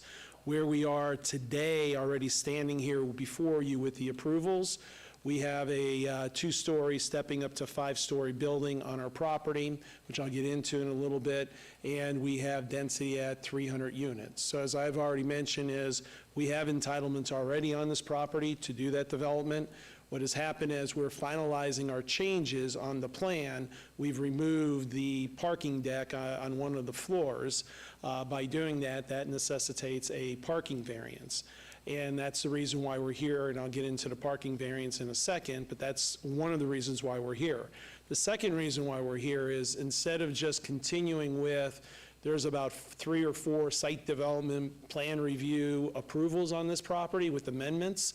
What we decided to do at staff's recommendation is combine it all into one site development plan review application that you see here. Because what has happened is for us is every time we get ready to develop or make a change, you have about 4 or 5 other approval letters that you got to look at to see what exactly you have. And so what we did is we thought it was a smart thing is we had the site development plan review. So essentially the site development plan review is the same, is very similar, if not the same, site development plan review that's already been approved and existing with the exception of the parking. So with the parking variance, I'll just touch base with you on this fairly quickly. Kalita, as you know, is a luxurious multifamily builder here in Southern Nevada. A matter of fact, just across the street from this project is their project in Boca Park. I was here a few years ago getting that project approved. That is similar design, the Renaissance design, right across the street from, this is the Tivoli Commercial Center here. But to the south south of Alta is their existing product, which is another high-end Elysian product that would be located here on the site plan that I have before you. But the parking variance is approximately 13 parking spaces short. Staff has said we're required to have 498 parking spaces. We're providing 485. This is very negligible with respect to the type of development and the high-end development that Kalita is coming in with. This is less than a 3% change in the parking requirements. They have their own parking requirements internally. They know what they need to do. And if you are in development and you do these type of developments, the one thing you don't want to do is not have enough parking. They know they'll have enough parking. This is a mixed-use development. Matter of fact, as you know, if you're in Tivoli here, many of those commercial businesses are struggling. Adding this density here that's been approved since 2005 is definitely a benefit for this area because the people that will be living here will definitely be using the commercial and all the other amenities in this area. And if anything, if you're familiar with this piece of property here, it's sandwiched right now. This is the, as I'm showing on the overhead, this is the Angel Park Golf Course. You have some existing residential here down to the south and east, and then you have the Tivoli project that's located here. The topography on the property here, it's about a 25% slope. If you're familiar, if you looked at this piece of property, it's like a bowl. So the edges of this property are pretty much impacted the way we do development on the property that you see here. So in addition to the parking variance that we believe is justified for what we are proposing, what I want to show you is the design that's already has been approved, generally speaking, with respect to our previous administrative approvals. What you see here in orange is the design of the outside of the building that we're proposing. But we have about 5 courtyard areas that we have. This is highly amenitized. Right here is the pool area that you see, which we call Courtyard 1. Courtyard 2 is the fire pit area and the outdoor game stuff, along with Courtyard 3. What we added on this plan that we didn't have on the plan that was approved previously in 2023 of July, we added some sports courts in the back over here on the property here is in another area. And then obviously what's also popular nowadays with all developments of residential is you got to always have some form of a dog park. And so we do have the dog park and some amenities out in this area. So as staff has mentioned is I think we're providing over 50-something thousand square feet of open space where we're not required to provide that much open space. So it's highly, the outdoor amenities far exceeds what code requirements are. On the internal, we do have a clubhouse in here. This is going to be similar to the Elysian Clubhouse Plus that you already have at the Boca Park. In there, this one's going to be a 2-story gym area. You're going to have free weights. You're going to have yoga room, a spin room. You're going to have some private instructors in there doing what the private instructors do from a fitness standpoint. You'll have a massage room. You have tanning beds. You also have a blowout room for women to get their hair done in those areas. So it's very similar to the amenities that you would see across the street to the south. As I said, on the high end here, I think the average rents are going to be somewhere about $2,400 per unit. This is going to be a very costly project. It costs a lot, and it's going to be a high-end development in this area, and it's going to fit very well.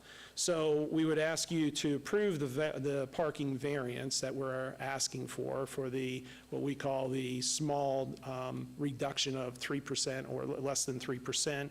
The site development plan review, again, is with some of the nuances that I mentioned in removal of the parking. We're somewhat substantially similar to where the site development plan is today. And the only reason why we're asking for a new site development plan review and combining everything is so we don't just keep amending, as I mentioned earlier, the plans. And the last thing that I want to point out is with respect to the trees of requirements, we do, which has been approved in the past, is there is a waiver exception as staff has mentioned. So because of the drainage facilities, I'm going to show you here is, so right here, you see this open drainage area here that comes right into the property. This is an open drainage area here where you have some drainage facilities that come through on the southeast of the property that goes all the way, northeast to the southwest. Because of that, there are certain areas from landscaping that we can't plant trees on top of a public drainage easement, which we've outlined on the plans itself, and staff is recommending approval of that exception or that deviation. There is also drainage infrastructure that we would have to have down here along the property, so there is also another exception because you're supposed to have your landscaping up adjacent to the residential, but because of the drainage facilities that we have in the infrastructure, we have it, I think it's approximately maybe about 10 feet away from the property line before we put the landscaping. So again, this is a project that is highly landscaped. We have a lot of open space here where we're not required to. It's a part of a mixed-use development that has never really come through yet. My client has had this project for the last couple of years and has been engineering it and trying to get it ready to go. And we believe that this is going to be a substantial investment and a definitely compatible development in this area and to help complete the mixed use. I'm here to answer any other questions that you may have. Thank you very much. This is noticed as a public hearing. Anyone from the public like to be heard in this item? Please come on up. Need your name and address for the record. If you're for or against, and why.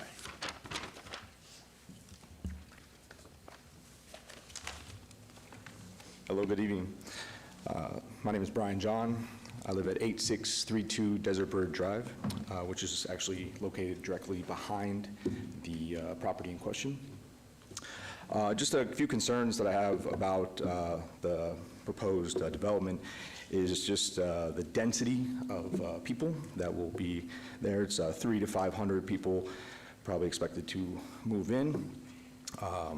There's going to be many cars be driven around, people opening and closing doors. My backyard is right behind there. Sounds carry. Closing and opening of gates multiple times a day. Gates squeak. Talked about dog park. Dog parks, dogs bark. Just multiple noise. Heavy traffic, 24-hour town, a lot of people coming and going.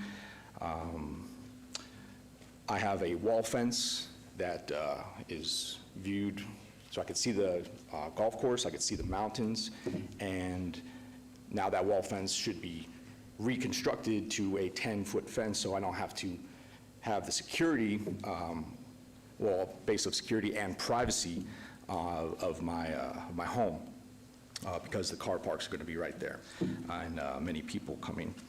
There's a terrific walking path behind that goes along Angel Park, and that should be retained because many residents use that.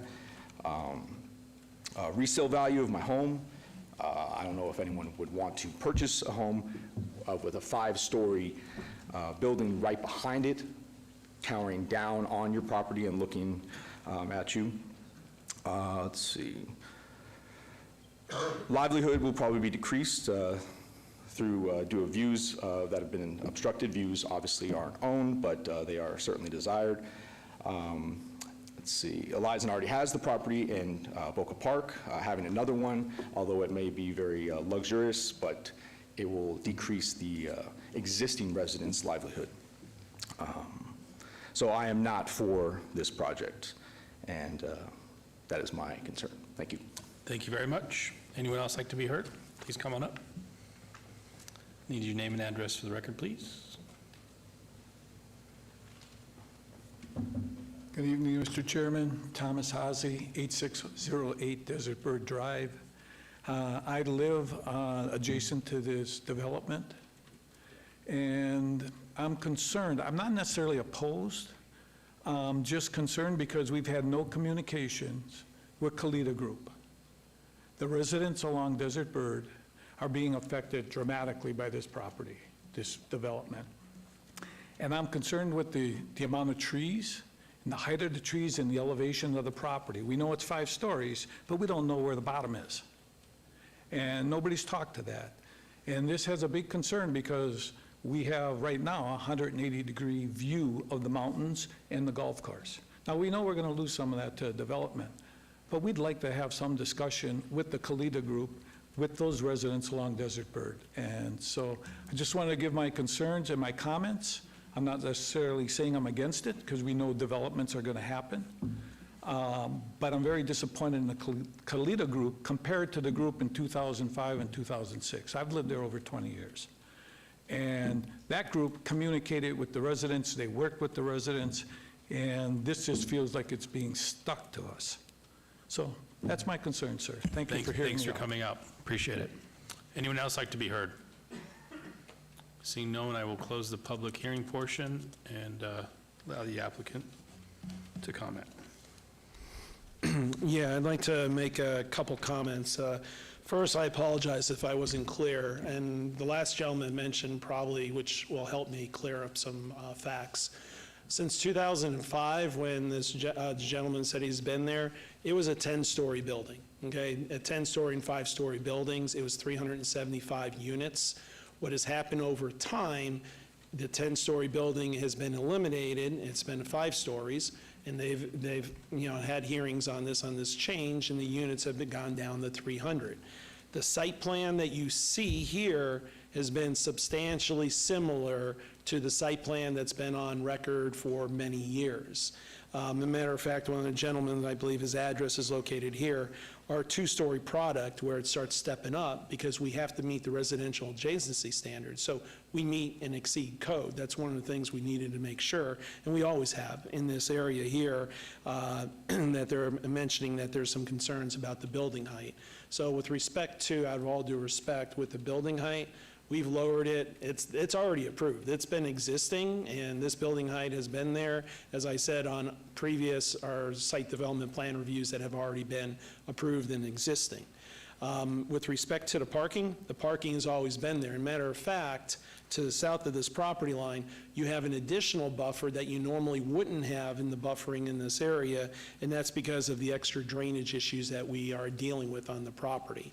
So again, the location of the parking, the open space, as you know, views aren't protected, but nonetheless, though, is this building is not creeping up on the residential because we're not coming in, we're meeting and exceeding code requirements from the residential adjacency standard there.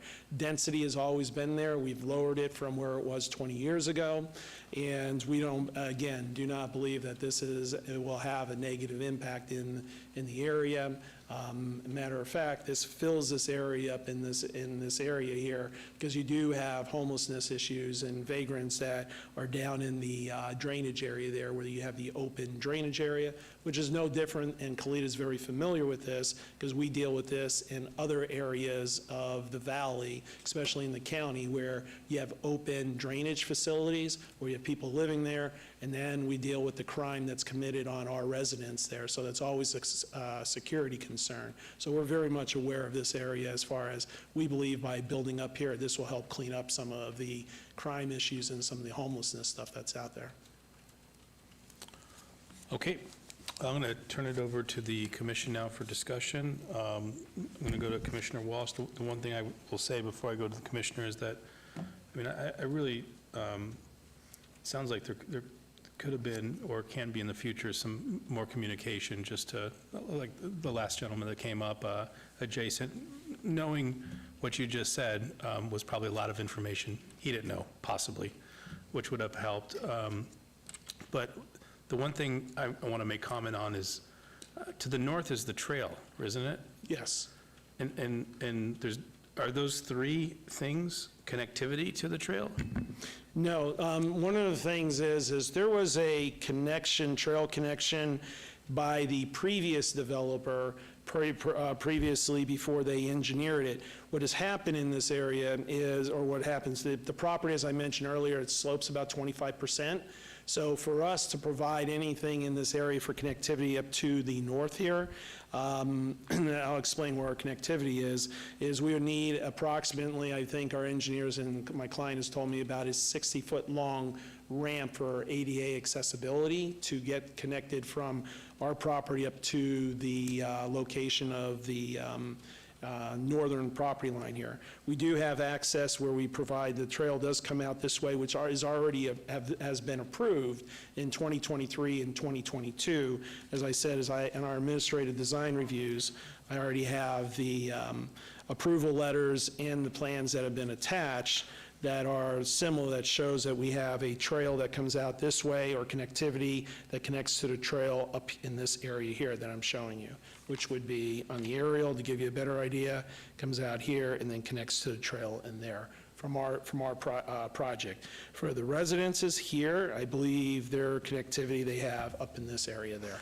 Yeah, it just seems like and this is, subjective thought, just like from a development standpoint, it's a real missed opportunity, for the residents living there, not to be able to go into something. It's also strange from a planning standpoint. I mean, these trails are important and there's a lot of dollars spent on them and people do use them. I mean, they're well used.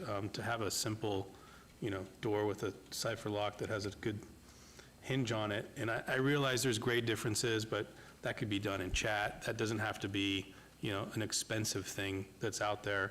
It seemed like there could have been a way that, like you said, you want the residents to use the amenities in the neighborhood, Tivoli being one of them. I feel like the trail is another one. And there could have been a better connection point. That's my only comment that I have before I go to Commissioner Walsh. Yeah, Commissioner Taylor.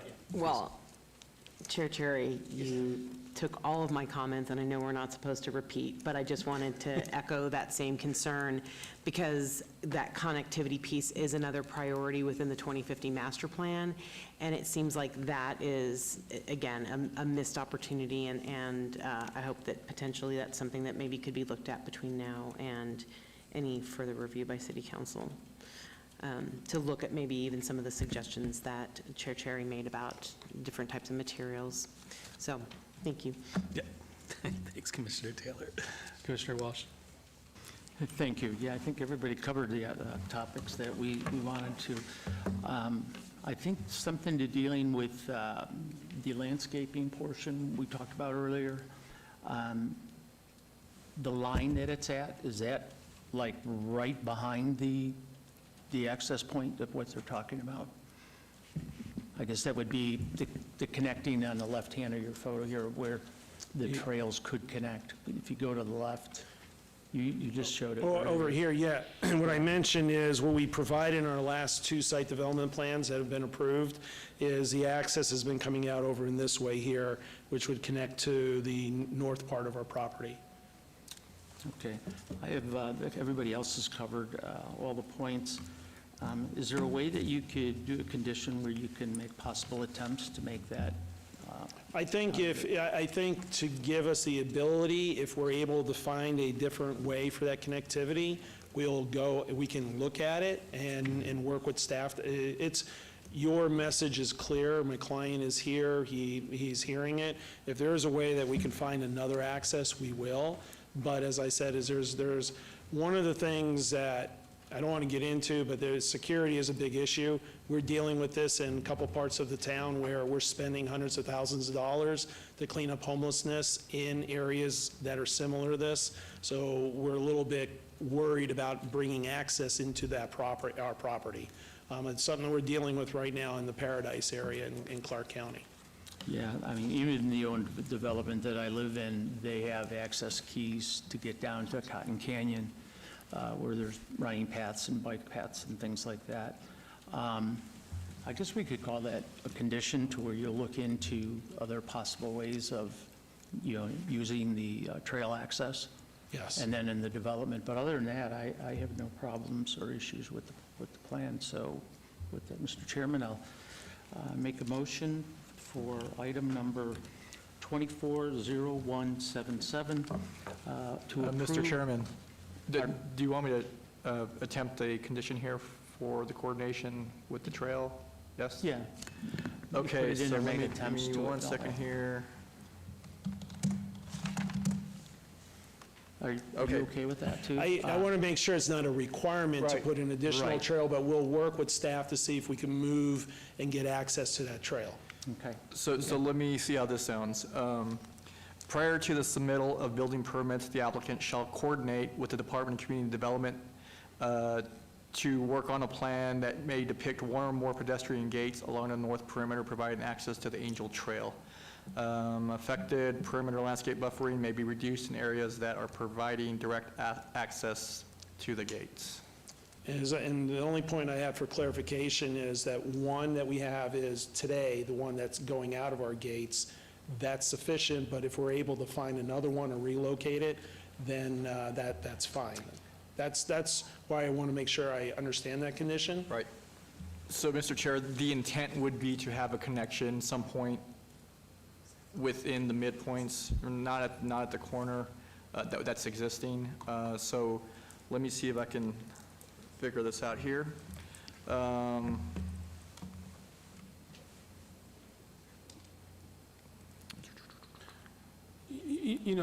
will say, Fred, and to Commissioner Walsh, I'd be fine if it's approved and there's a recommendation between now and city council that there's an effort. Listen, Kalita Group has great architects, they have great designers that work in their group. They can look at this and approach this, and it isn't to just, I realize how costly things are too, just to start shifting things around, and it's very costly, so, but through good design, you can find security that's mitigated and costs that are, aren't so extraordinary that you can't do it. I think an effort to get there is really what I'd like to see. Yeah, as long as I think we're providing one access today. You don't like that access, I understand, but as long as we have that one access, or we're able to move that access or add more, we'll work on that. Yeah, I think that's the So, aspect. Mr. Chair, this is final action at Planning Commission. It is. If it's approved. So let's go with, the applicant shall coordinate with the Community Development Department to show additional pedestrian gates along the north perimeter, providing access to the Angel Park Trail. If possible. If possible. Right, somewhere in there. and that's where the coordination comes in. Yeah, okay. Right, yeah. It isn't shall or a requirement. Okay. Commissioner, are you okay with Yeah, that? I'm good with that, yeah. Okay. So with that, make a motion to approve that with all conditions, and you're good with the conditions on it?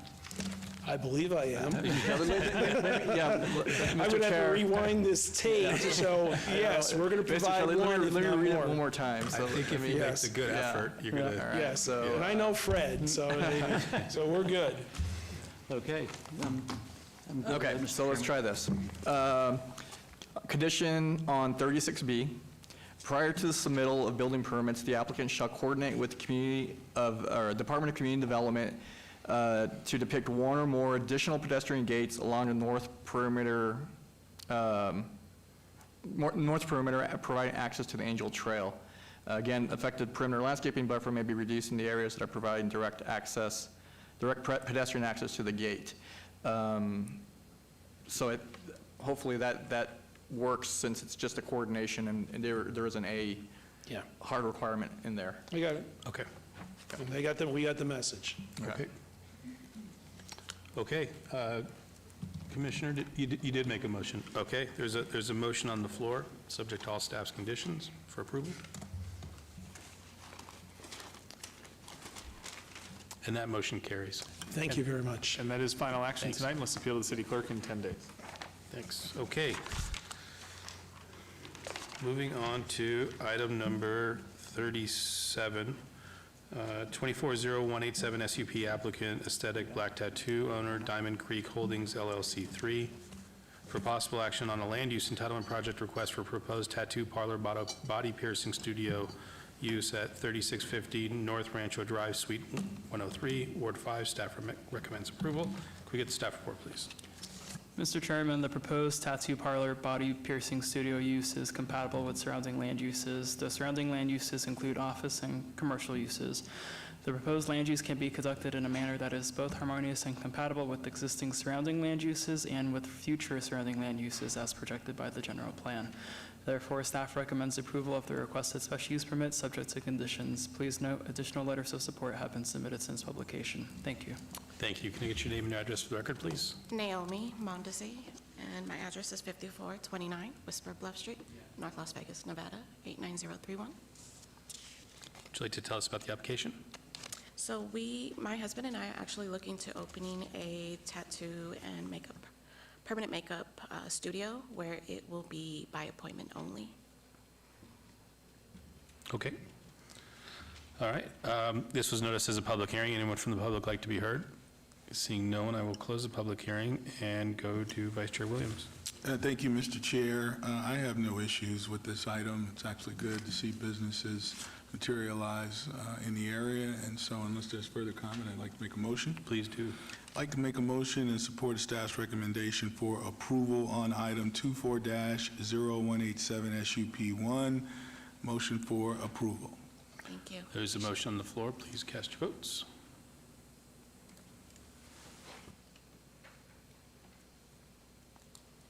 And that motion carries. And that item will move on to city council on July 17th. Thank you. Okay, I'm going to quickly go to item 45, where we have some city staff here still. Item 45 is 240250 WVR1, applicant owner Margarita Hernandez Cardenas for possible action on a land use entitlement project to allow an existing 7-foot-tall fence erected between the front property line and the primary structure where 5 feet is the maximum allowed, to allow a 0-foot side yard setback where 3 feet is required, a 0-foot separation from the primary dwelling where 6 feet is required, to not be aesthetically compatible with the principal dwelling unit where such is required, to extend into the front yard setback area where such is not allowed for an existing residential accessory structure, and a total accessory structure size of 61% of the principal dwelling floor area where 50% is the max allowed at 626 Biltmore Drive, Ward 5. Staff recommends denial. Can we get the staff report, please? Mr. Chairman, this is Joshua Nolan, Planner 2 with the Department of Community Development. For the record, this request is the result of a code enforcement case for structures built without permits and a patio cover encroaching beyond the property line. As there is no hardship related to the site's physical characteristics that would warrant deviation from Title 19 requirements, and as the request is inconsistent with the intent of Title 19 requirements, staff recommends denial of the waiver subject to conditions if approved. Please note there were additional documents of support and protest received after the original publication. Thank you. Can we get your name and address for the record, please? Buenas noches, mi nombre es Margarita Hernández Cárdenas y mi dirección es 626 Biltmore Drive, Las Vegas, Nevada, zip code 89101. Thank you. Would you like to tell us about the application? Okay. La razón por la cual estoy solicitando un permiso del jurado es que la zona donde vivo es una zona poco peligrosa, diría yo, porque ya se han dado varias oportunidades de que entran homeless, señores de la calle y diferentes, a los lados de mi casa entraron y rompieron las cercas. Y en mi casa... One of the reasons why she is asking for approval of the variance of the front fence, is she's speaking for first, is for security reasons. She's had numerous situations where homeless people and other individuals have gone on her property. Rompieron cercas de los dos vecinos que tengo al lado y en toda la zona alrededor. Ya los vecinos se están quejando, incluso van a firmar cartas de que estamos corriendo peligros con todo este tipo de personas. Pero además, en mi caso particular, tengo 3 niños esperando el 4º niño mañana y realmente ellos han estado expuestos a estos peligros y a estos riesgos con estos tipos de personas. Another reason for the issue with the front fence surrounding her property is because she has 4 grandkids. She has 3 now, 1 on the way, which is the reason she'd like for protection of her grandkids. El carport del patio. To the carport and the patio. Correcto. Por situaciones del tiempo, cuando llovía, entraba agua inmediatamente adentro de la casa y tuvimos que extender el carport del patio. She stated that the carport that you see, that she actually had to have it extended. The reason why she'd like to keep that is because of the rain. When it does rain, she says it was causing flooding, and that's why she had to extend it. Además, en el carport para los carros, decidimos hacerlos también porque ya previamente los carros han estado dañados por el sol y además en toda el área los niños siempre están moviéndose y expuestos al sol y hemos querido ofrecerle protección en ese sentido.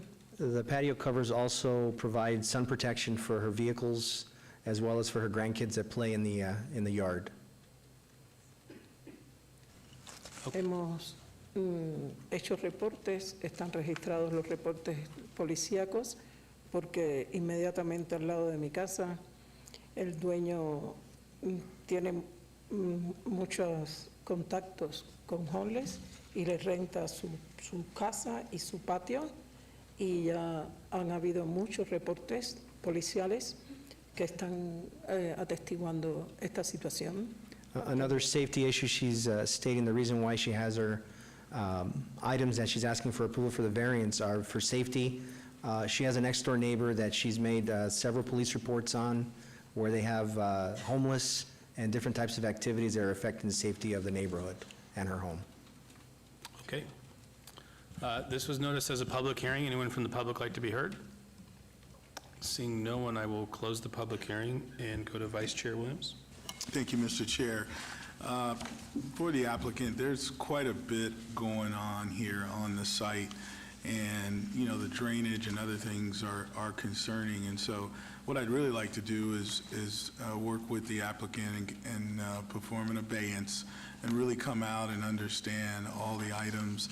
And similar to some of the items we've heard earlier, there's probably going to be, we're going to have to get the building department involved to really understand. But what I'd like to do is obey this for 60 days to give us some time to work through this, because there's quite a bit going on. So the August Planning Commission meeting is, what's the date on that from staff? 13? So I'd like to obey this for 60 days and work with you and the applicant to come up with the best solution possible. Okay. Yeah. Okay. Muchas And gracias. and if you could leave your contact information, so we can get together on this. Yep, will do, sir. All right, so item 45, 24-0250, WVR1, like to make a motion for abeyance to the August 13th Planning Commission meeting. Okay, there's a motion on the floor. Please cast your votes.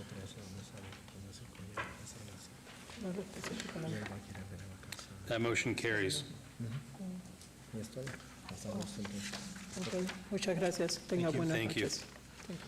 Okay, going back to item number 38, 240213, applicant Clark County School District, owner School Board of Trustees, for possible action on the following land use entitlement project request on the south side of Pinedale Avenue, approximately 385 feet west of Antelope Way, Ward 1.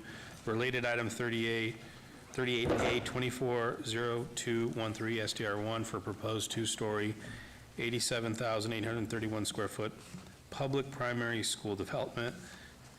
Related item 38B 240213, MSP1, for proposed wall sign with an animated LED display and other proposed signage.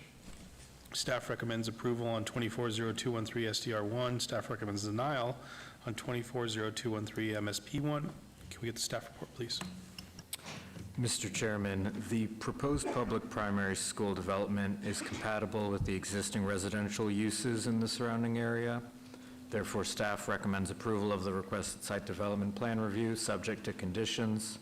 The master sign plan, however, does not meet the residential protection standards in Title 1908, prompting staff to recommend denial of the associated master sign plan for the site.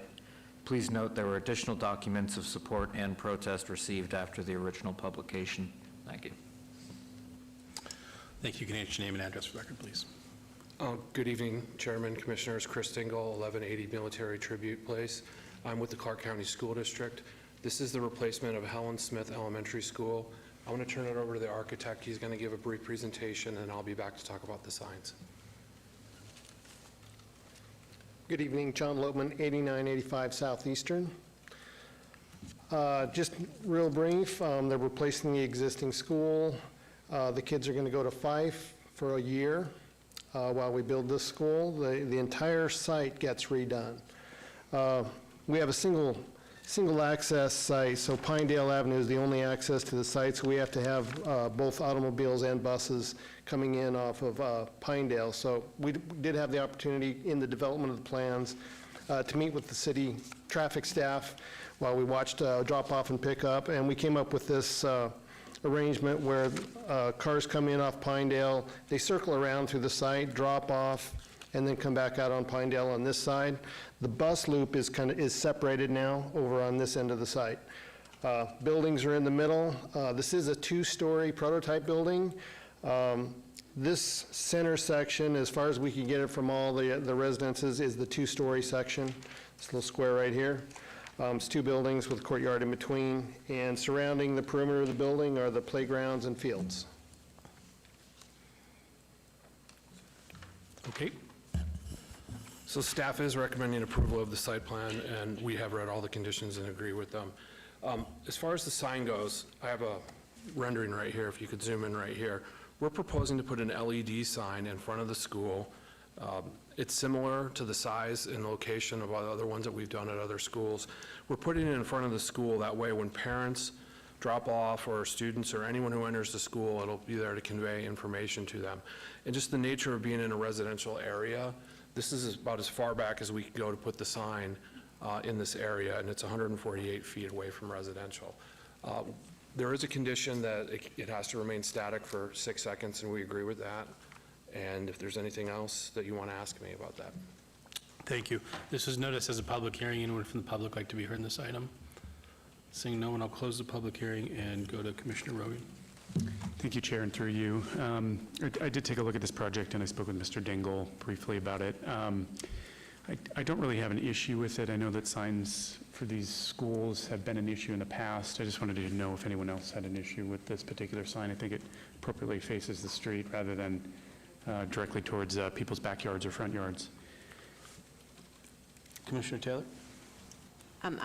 Thank you, Mr. Chair. I was just looking to see if there were any conditions about the hours that the sign could be lit, and if that would be something, Commissioner Rogan, that I think would be appropriate to just provide a little bit more darkness in the area and not have it just lit 24/7.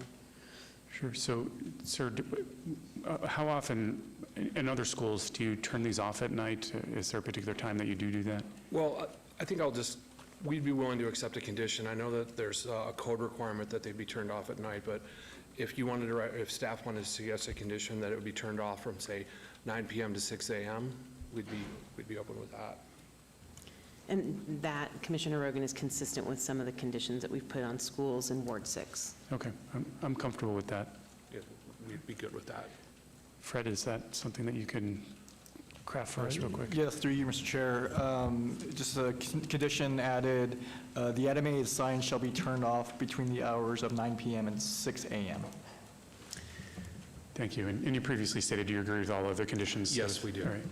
With that, thank you, Commissioner Taylor. If no one else has any further comments, I'm ready to make a motion for approval, subject to staff's conditions and the added condition tonight on agenda item 38, project number 24-0213, A and B, a motion for approval.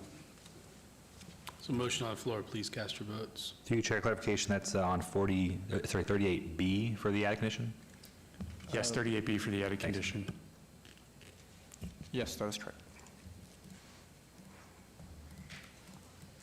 That motion carries. Thank you. And that is final action tonight. Let's appeal to the city clerk in 10 days. Thank you. Thanks. Okay, moving on to item number 39, 240219, applicant Integral Partners Park Place Center, Las Vegas, LLC, owner FBLV District 2, LLC, for possible action on the following land use entitlement project request at the southwest and southeast corner of Meade Avenue and Riggle Avenue, Ward 3. Related item 39A, 240219 VAR1, to allow 981 parking spaces where 6,222 spaces are required. Related item 39B, 240219 SUP1, for proposed major amendment to an approved special use permit for a proposed 47,398 square foot addition to an approved 312,616 square foot alcohol on-premise, full use with alcohol, off-premise ancillary use, beer and wine use. Related item 39C, 240219 SUP2, special use permit for proposed 225-foot tall structure within the 175 restricted area of the Airport Overlay District. Related item 39D, 240219 SDR1, site development plan review for proposed major amendment to an approved site development plan review for proposed 110,395 square foot addition to a previously approved 633,028 square foot commercial development, including 232,166 square feet of commercial recreation amusement facility floor area 39,065 square feet of restaurant floor area, 12,888 square feet of retail floor area, 75,895 square feet of commercial, recreation, and amusement plaza area, a 7-story parking garage consisting of 359,592 square feet of floor area, and back a house with 23,817 square feet of floor area, installation of a carousel, and a 225-foot tall drop ride and outdoor nightclub areas with waivers of perimeter landscape buffer requirements. Staff recommends denial. Can we get the staff report, please? Mr. Chairman, previously, the Planning Commission approved variance, special use permit, and site development plan review for a 633,028 square foot commercial shopping center development and 344,000 square foot alcohol on premise full use with alcohol off premise ancillary use, beer and wine, with a variance to allow 812 parking spaces where 1,251 were required for the development.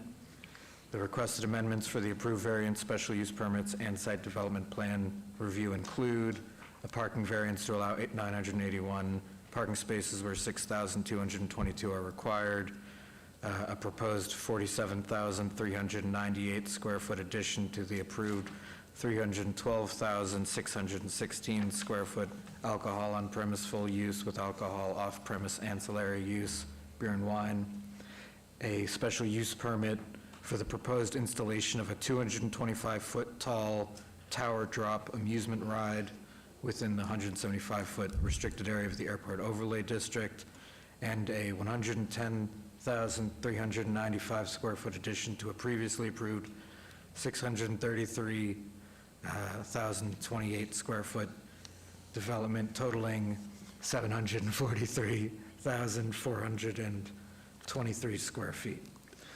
No evidence of a unique or extraordinary circumstance has been presented to warrant the requested variance. As such, the hardship is self-imposed, and staff recommends denial of the requested variance and related applications. If approved, the variance, special use permits, and site development plan review will be subject to conditions. Please note there were additional comments of protest received after the original publication. Thank you. It's quite the word salad you brought up here. Thank you Okay. both. Can we get your name and address for the record? Yes, good evening. Liz Olson, 1980 Festival Plaza Drive, here on behalf of the applicant. As you mentioned, this site is located here on Mead and Rancho. We're 11 acres, just north of the existing Area 15 site. This is the site that we call District 2. It was previously approved for an immersive indoor and outdoor entertainment experience with alcohol. What we are doing this evening is revising that plan a bit to add a couple of uses and change some of the design. So that's what I'll be going over with you this evening. But as you both mentioned, this site was previously approved with the majority of the uses that we are going over tonight, and that is part of our application. So the original layout remains the same. We have buildings surrounding the exterior of the site with an internal outdoor plaza area here. The buildings around the site are about 50 feet high, so all of this area internal to the site in the outdoor plaza will be encompassed within those buildings. We also have the parking garage here on the west. It was previously approved for 6 stories. We have increased it to 7 stories. That's where the majority of our increase of square footage comes from. We're requesting an additional 110,395 square feet of indoor and outdoor commercial space. Again, most of it being the top portion of that parking garage. We now have a total of 981 parking spaces with that addition. We're also adding a ride here to the south, which is a request for a special use permit to encroach into that airspace at 225 feet. We're adding a carousel in the middle of the plaza area as well. And we're also adding the nightclub use. So if you remember back in January of 2023, Ms. Lazovich was here before you with the original site plan. We were not able to request the nightclub use because there was one lot in the mixed-use development that's now approved that was still residential. There is a requirement for separation between residential and the nightclub use. Now, as you know, Area 15 and this proposed use doesn't exactly operate as a nightclub. However, how the code is written and the cleanest way to get business licensing and operating is to add a nightclub use to this because there's both alcohol and space within the development large enough for customers to dance. So that really triggers the nightclub use. The nightclub use itself is allowed as a conditional use in this, on this property. The only condition that we are not meeting is the parking requirement. This nightclub use is what is triggering this parking variance again. It seems extreme. We are providing the 981 spaces while 6,000 something are required. However, just like Area 15, we don't operate that way. We have about 50% of our customers travel to the operations by Uber, taxi, many tourists and locals. I know myself, I take an Uber when I come to Area 15. So we have never had an issue with parking, and we don't believe there will be an issue with parking as well here, especially with those additional 981 spaces. I do know that there are some folks here to talk about the application. It's my understanding that there may be some concerns with noise. We have, Area 15 has been very open with the neighbors, and they have done what they can to work with them. One of the things that they have done is completed a sound study from the residents adjacent to the west by about 680 feet. They're in the Meadows development. That sound study came back and it did not, or it showed that we complied with all code requirements. That was for the Area 15 site down here, which has a stage. The development that we're requesting tonight will not have any concerts or a stage. It's simply music outside, and again, it will be buffered by the 50-foot buildings, we believe, as well as the parking garage to the west, which is almost at 70 feet. So with that, I'm going to turn it over to you and the neighbors, and I will be here to answer any questions or talk about any concerns. Thank you very much. This was noticed as a public hearing. Anyone from the public like to be heard? We do have 3 microphones coming up. I'll need your name and address to the record. Good evening. My name is Bonnie Swadling. I reside at 2900 South Valley View in the 55-plus Meadows senior community. I'm hopefully in denial of proposal for the 225-foot tall tower amusement ride. In the area west and north of the proposed Area 15 expansion, there are 3 affordable senior housing communities: Quail Estates at 2851 Valley View, Walker House Apartments at 2700 Valley View, and the Meadows at 2900 South Valley View. We have 338 homes within the Meadows. Myself and Ms. Lane have been meeting with Area 15 representatives to reduce the noise levels that currently exist from their outdoor concerts that literally rattle our windows until 3:05 in the morning.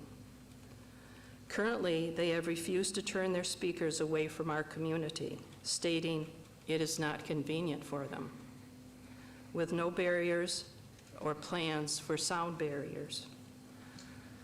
The current 225-foot tower would only add to the noise levels coming from Area 15, causing more stress and ill health for our senior communities.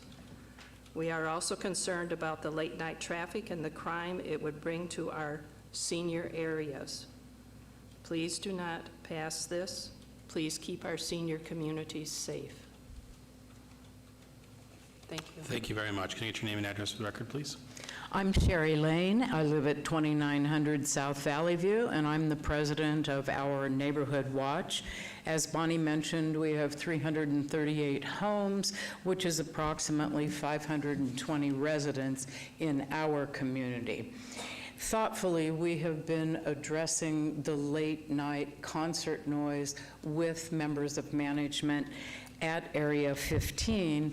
And at this point, there's really no short-term fix, and we're bringing our concerns forward here because with expansion, there's more opportunities for more noise late at night. And I think the waiver of perimeter landscape buffers may have also happened in the past. There's really nothing stopping the noise, even though, with all due respect to, we're going to have a 7-story parking garage. That's about a year off, based on our conversations with the folks at Area 15. And we just want to make it clear that in a residential area, the late night noise, 1 o'clock, 2 o'clock, 3 o'clock concerts, does have an impact on the health and disturbs the public peace. Thank you. Thank you. Thank you for your comments. Can I get your name and address for the record, please?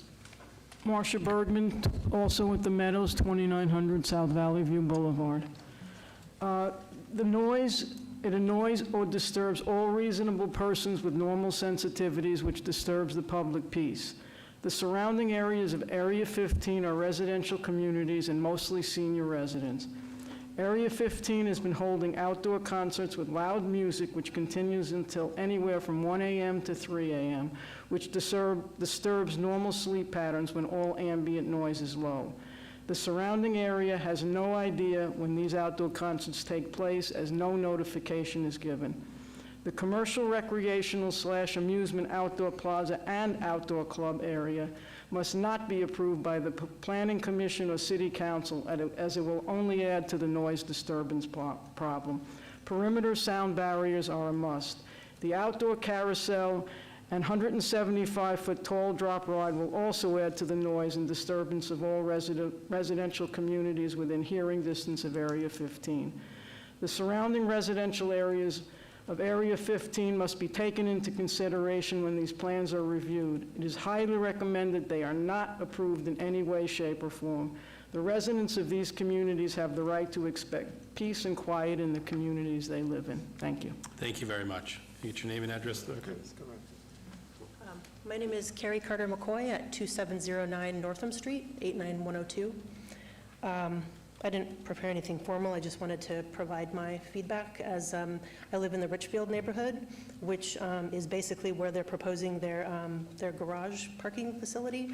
My house is like a block on the opposite side of that in the Richfield neighborhood. And hearing about and receiving this notice with this card with a new carousel that's being proposed and a 225-foot drop ride is cause for concern, because I do quite often submit complaints to the police, rather, about noise complaints, because Area 15 is quite loud. And I've had a conversation with, I can't recall the gentleman's name, but he mentions that periodically or seasonally they change the direction of their speakers. But no matter what they do, our house literally rattles. Tchotchkes that we have around that are glass rattle, our windows rattle because of the bass, and they simply don't seem to care. And hearing and seeing about this new use permit for a drop ride, hearing, maybe every 15, 20 minutes, people screaming, in excitement or whatever, great for them, but it's a big disturbance on the well-being of the use of our home and noise disturbance. And then a carousel right a block or two down from our house, what kind of noise level is that going to, provide? And then also one other thing I wanted to bring up is I come from the Bay Area, and I lived through the building of a BART station, and so a very large, huge multi-structure garage, like what is the barrier that's stopping all that noise from honking, from car alarms, from all that kind of stuff? So if they can take that into consideration for a noise barrier, that would be greatly appreciated. Thank you for your comments. Thanks for coming out. Can you get your name and address for the record, please? Hi, my name is Rick Page. I want to speak to you on behalf of the veterans. There's a lot of veterans in our neighborhood, and one of the byproducts that we do when we volunteer to go into war is that there's a lot of us that suffer from PTSD. I'm one of them. On May 14th this year, Area 15 decided to do a prequel to the EDC concert out at the racetrack. The noise started at 9:30. I got to bed that night with earplugs. But at 1 a.m. in the morning, I did something I've not done in 25 years. I jumped to the floor, and the first thing I searched for was my helmet and my weapon. And then I told myself, it's okay, but it was a concert coming from Area 15. Never happened to me in 25 years. The noise is incredible. There's times, I have a decibel meter at my house. At night, I went out to my back porch, and the decibel reading on my back porch was 80 decibels. They have a permit for 85. We're 1,800 feet from that stage. The sound that traveled never decreased. It stayed at 80 decibels. The pictures on our wall in our bedroom rattled. It's like that every time they have a concert down there. I would hope that you would take into consideration, they haven't been forthcoming in what they've told us about that place. They need to be more open. If they did that, we might be more receptive, but we're not. The noise has been incredible. As you grow older, there's medical problems. I happen to have cancer. It's tough to try and go through treatment and hear concerts going off down there. It's not fun. Please do not approve this plan. It is not good. And take into consideration all the other citizens that live around there. Thank you. Thank you very much, Rick. Anyone else like to be heard? Seeing no one, I will close the public hearing. Have you come up for some rebuttal? Thank you, Liz Olson again for the record.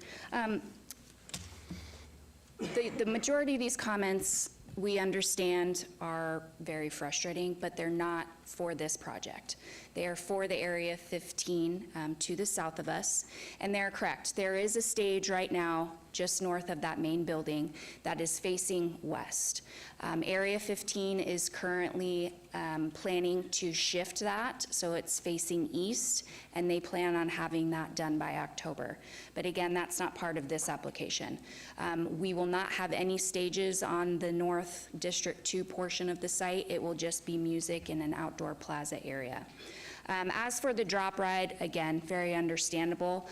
What we could do, if you are willing to a condition for that, we would be willing to stop that every night at midnight if that was something that the board is willing to consider. But otherwise, I'm here for any other questions.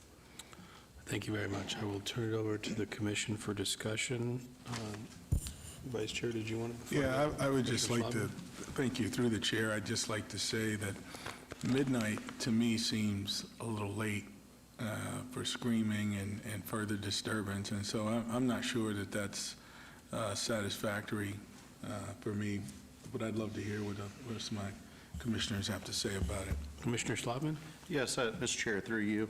And I appreciate all the neighbors coming out tonight. I heard your comments. I wrote down a lot of comments. I'll discuss some of those, but I'll discuss a lot of those more when we get to Area 15 in a minute, as it pertains to that site. As far as this site, because I know we have like that sound stage at the other one, so I won't talk about that until we get there. But this one specifically, any outdoor music as far as like live bands, live performances, anything of the sort at this particular site? So they will have speakers, all of which will be facing internal to the plaza area, and they could have a DJ, but they will not have any concerts, things of that nature, no. Okay, so it is my understanding on this particular District 2 portion that the normal City of Las Vegas noise ordinance would go into effect on this. Is that correct? Yes, Seth Floyd for the record. So we do have a noise, or I was trying to find where the 85 decibel, there was a reference to it in the sound study, and one of the neighbors mentioned it as well. Our base code requirement is no sound 50 feet from the source. That's in our Title 9.16. I think where the 85 decibels came from is, as the applicants acknowledge, there have been some complaints about noise from the site, from the Area 15 site, and I know that they've worked with staff to try and come up with some ways to mitigate the noise, and so that, I think maybe that 85 decibels came from that. But the base code requirement is that noise shouldn't be above ambient level of 50 feet away from the source. Okay. And I agree.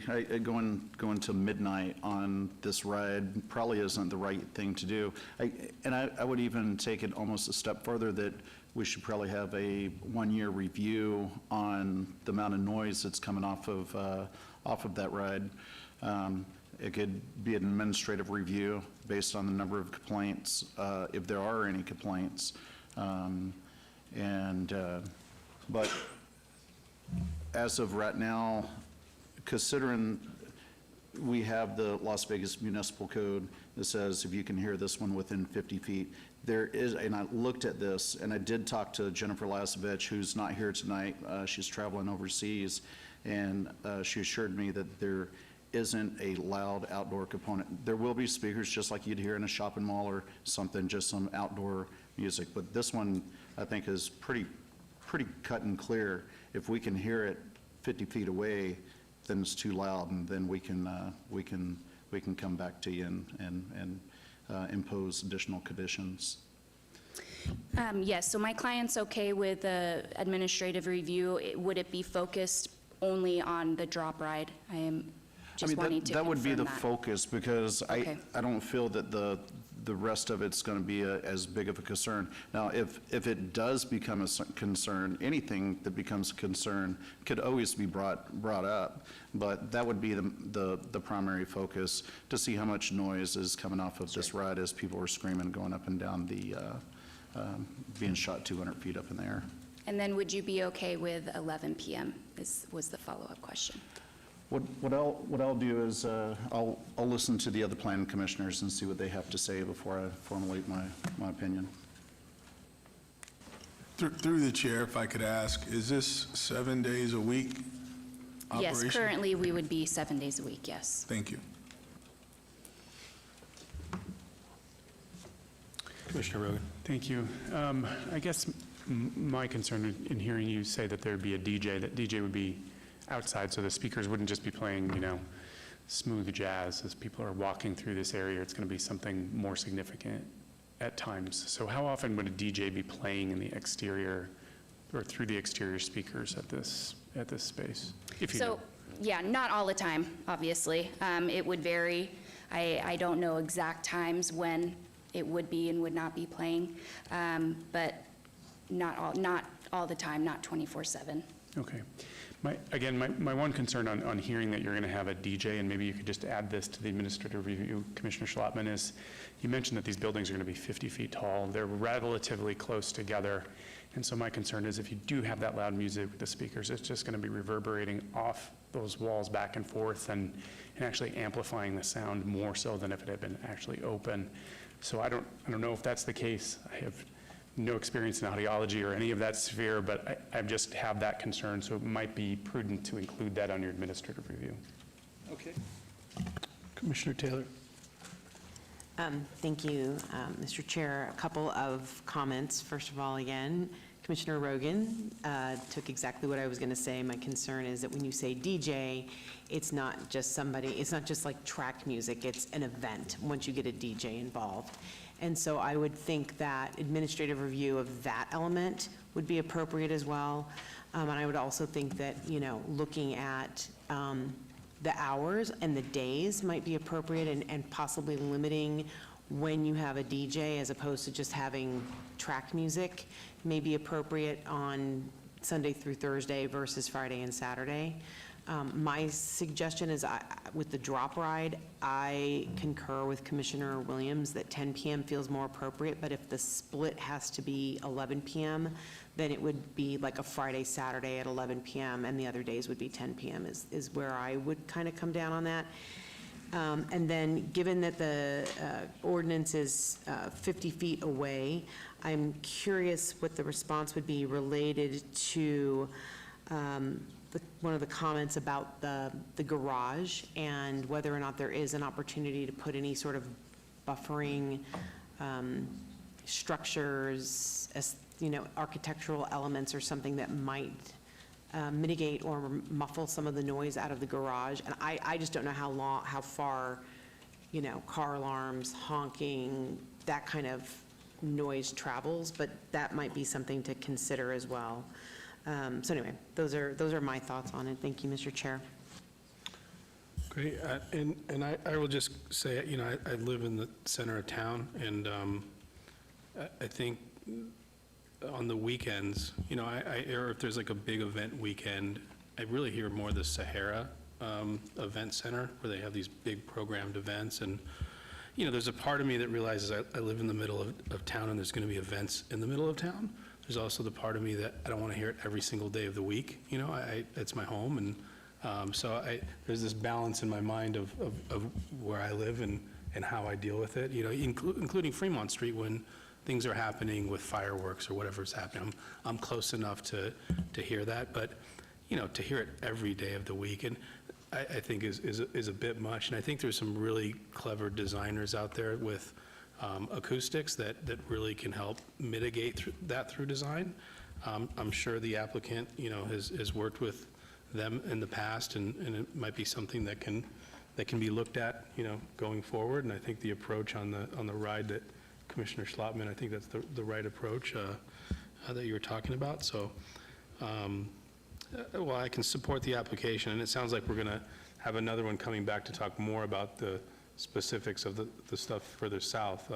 With this side, I think I'm good with all the comments I've heard.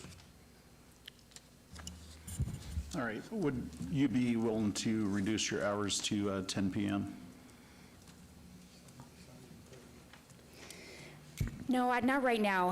What I'd like to ask then, Commissioner and Chair, is could we obey this, and so we can talk with our client more about specific hours and specific days for both of those areas? Just there's a lot of players involved, and we don't have the authority to reduce it now, but we're happy to come back and have those specifics for you in 30 days, if that would be okay. It's fine with me. And Commissioner, I would say, I can see how weekends, towns are busier. Like, there's more activity, there's more things happening.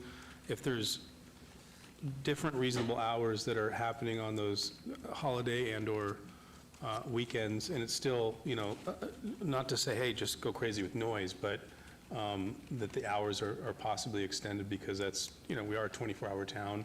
I think I personally could be okay with that, especially knowing if there's other days where, just general business is slower, midweek, and maybe times differ from there. That just throwing it out there for thought. I think I could go along with that, and so I'll be looking for what the chair just mentioned. Also looking for some sort of assurances with an administrative review within a year for the DJ playing over the speakers within the center courtyard, and also for the sound for the tall 200-foot ride. And so we'll want to look at that as a package whenever you come back. Make sure you talk to me before the next Planning Commission hearing, so I kind of have an idea, and maybe we can discuss it a little bit further. Okay, great. Thank you. Thank you. And was it a 30-day advance that we're contemplating? So that would be the July, I would move to hold item number 39 to the July 9th, 2024 Planning Commission hearing. Okay, there's a motion on the floor for abeyance. Please cast your votes. Mr. Chair, my unit, terminal's not working here, and I'm yay. Okay. And I vote for Commissioner Walsh, and that motion carries. Thank you. Thanks. Okay, moving on to item number 40, 240220, applicant Bridge Counseling Associates, owner James Mark LLC et al. For possible action on the following land use entitlement project request at 415 South 6th Street, Ward 3. Related item 48, 240220, WVR1, to allow 12 additional parking stalls where 42 additional parking stalls are required to allow 1 additional handicap parking stall where 3 additional handicap parking stalls are required for parking impaired development. Related item 40B, 240220 SUP1 for proposed facility to provide testing, treatment, or counseling for drug and alcohol abuse use. Staff recommends approval, and this is in Ward 3. Can we get the staff report, please? Mr. Chairman, the requested special use permit and waiver applications are for a proposed facility to provide testing, treatment, or counseling for drug and alcohol abuse use within an existing building. This use is compatible with adjacent development in the area, and the proposed change of use requires a waiver to allow 12 additional parking stalls where 42 additional parking stalls are required, and to allow 1 additional handicap parking stall where 3 additional handicap parking stalls are required for parking impaired development. Staff find the waiver consistent with the intent of the code and recommends approval of the special use permit and waiver subject to conditions. Please note there were additional documents of protest received after the original publication. Thank you. Thank you. Can you get your name and address for the record, please? Good evening. David Robeck, President and CEO of Bridge Counseling Associates, 1640 Alta Drive, 89106. And I apologize, I've got a allergy problem and a bad cough, so I'm having my assistant speak on my behalf, but I'm here to take any questions you might have. Thanks. Chance Bonaventura, 4221 McLeod Drive, 89121. And so Bridge Counseling is a 501c3 nonprofit. We've been operating here in Southern Nevada for over 50 years now. We have 2 locations right now that we operate out of, one on McLeod, which is the old Silver State Schools Credit Union on McLeod and Pecos, and then a location near downtown here, which is our Alta location, which is just to the west of the LVMPD headquarters building there. We are currently leasing that Alta building at the moment. We are in the process of purchasing this building that is before you today. We've received a special use permit back in July of 2011, so 13 years ago. We've been operating with the same special use permit at the Alta location that we are requesting today. So if you look here, the new proposed location where we're asking for the special use permit is right here. This is the Federal Court Building, 5th Street School, Las Vegas Boulevard is here, Clark is right here. The site plan, as far as our parking goes, we have underground parking under the existing building, some above-ground spaces, a southern parking lot with some covered spaces as well, along with the eastern parking lot for some more parking. So we do not see any issues as far as that goes there. So I'll keep it short and sweet. I know it's later on in the night. Our CEO, David Robeck, is here to answer any questions you might have. Appreciate it very much. This is noticed as a public hearing. Anyone like to be heard on this item? Seeing no one, I will close the public hearing and go to Commissioner Slotman. Yes, Mr. Chair, I've reviewed this application and I'm ready to make a motion. Please do. On item number 40, 24-0220, WVR1, and 40B, 24-0220, SUP1, move to approve, subject to staff's conditions. And you agree to all staff's conditions? Thank you. Okay. That's a yes? Yes. Okay. Thank you. There's a motion on the floor. Please cast your votes. Commissioner Walsh, I know your computer's down. Yeah, yes. And I vote, okay. And that motion carries. Thank you very much. Thank you very much. Thank you, Commissioner. Moving on to item number 41, I will be abstaining from item 41. I'm going to turn over to Vice Chair. It is something that is a property within the notification area that's exactly the same business type, and I did previously abstain from this application in the past. Thank you. Thank you, Mr. Chair. Excuse me, item 39, was that going to council? Was that final action? I missed it. On 40, What number, sorry, Mr. Chair, what number was that? item number 40. Number 40, that'll go to city council on 7/17. Thank you. 717. Thanks. All right, item 4124-0224, SDR1, Site Development Plan Review, Public Hearing, Applicant Owner, Ramada Properties Nevada LLC for possible action on a land use entitlement project request for a major amendment of an approved site development plan 21-0540 SDR1 for proposed changes to on-site improvements for an approved 7-unit addition to an existing 11-unit multifamily residential development on .20 acres at 306 North 9th Street, APN 13934-612-069, T5-MST5, Main Street, Ward 5. Can we have the staff report, please? Mr. Chairman, previously the Planning Commission approved a site development plan review for the subject site, including a waiver to allow 1 parking stall where 11 are required. The proposed changes to the site development plan review are to remove the elevator parking mechanism and replace that with 3 parking stalls. Staff recommends denial of the site development plan review as the site remains severely underparked. Conditions of approval have been added to require an approved fire sprinkler system and fire riser room, and to require the parking stalls to meet the dimensional requirements under Title 19. If approved, the waiver and site development plan review will be subject to conditions. Please note there were additional documents of support and protest received after the original publication. Thank you. Thank you. Can you please state your name, address, and tell us about the project? Good evening, everyone. Michael Bandzej, B-A-N-D-Z-E-J, 31 East Agate Avenue, Unit 404, Las Vegas, 89123, sorry. And I'm representing Ramada Properties. So I was not around when this project was conceived 3 or 4 years ago. It was done before I got involved. The end of last year, at the behest of a friend of mine that represents the owners of the property, which is a father and son, Alex and Daniel Guevara. I know this property for a lot of you was a headache for a very long time. Homelessness and crime and drugs, and the police were there on a daily basis. And so when I came in, we tried to work very carefully with Las Vegas Metro, code enforcement. We got everybody removed. We got the property secured. We boarded everything up, had the property cleaned up, security fences put up. So that was kind of the reason they wanted to bring me in, so that I could kind of get this property on track, because I know it was really hard on you guys as well. When the great adventure and the grandeur of this project, when they developed this, was by an engineer and a designer. They wanted to make this as amazing as they possibly could.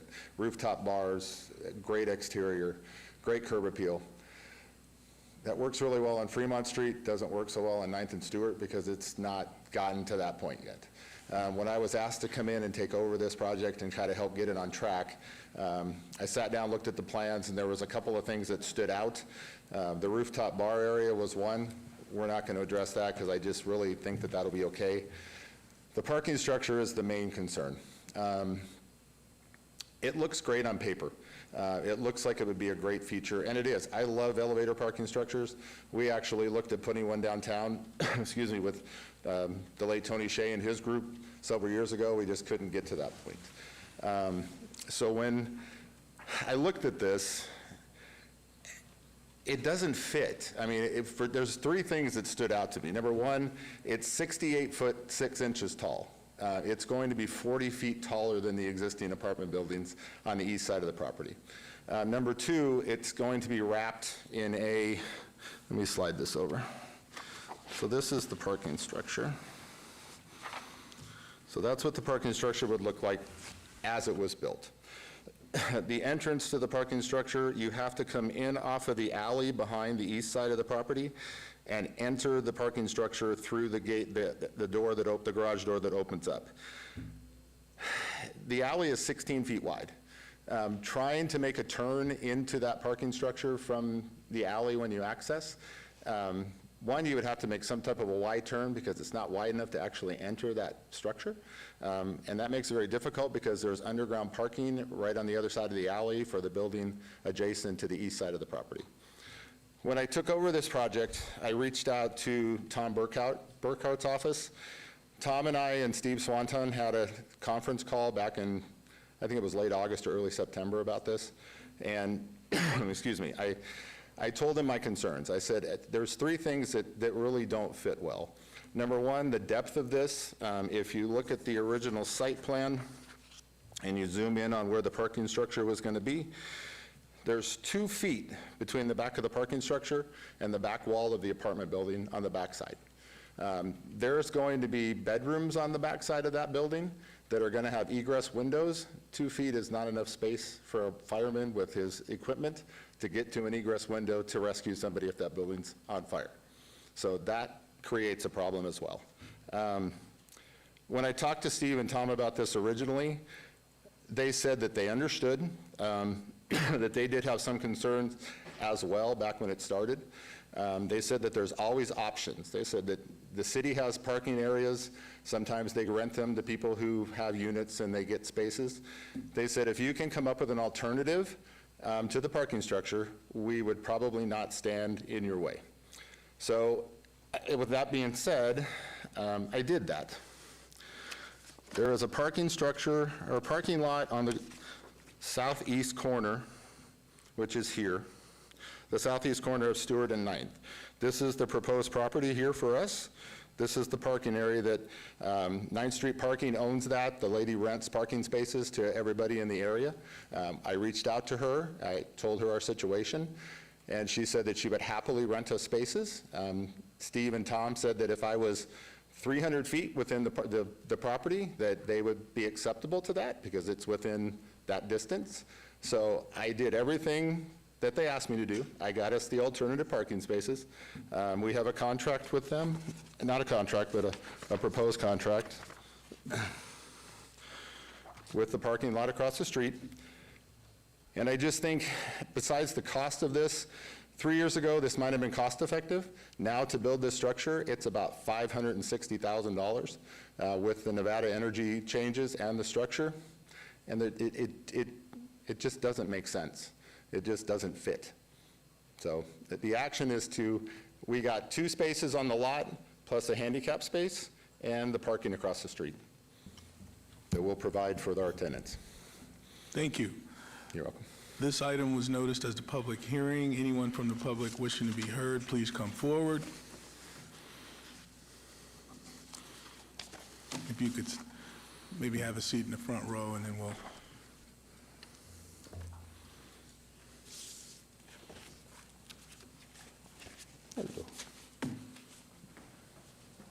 Hello, good evening.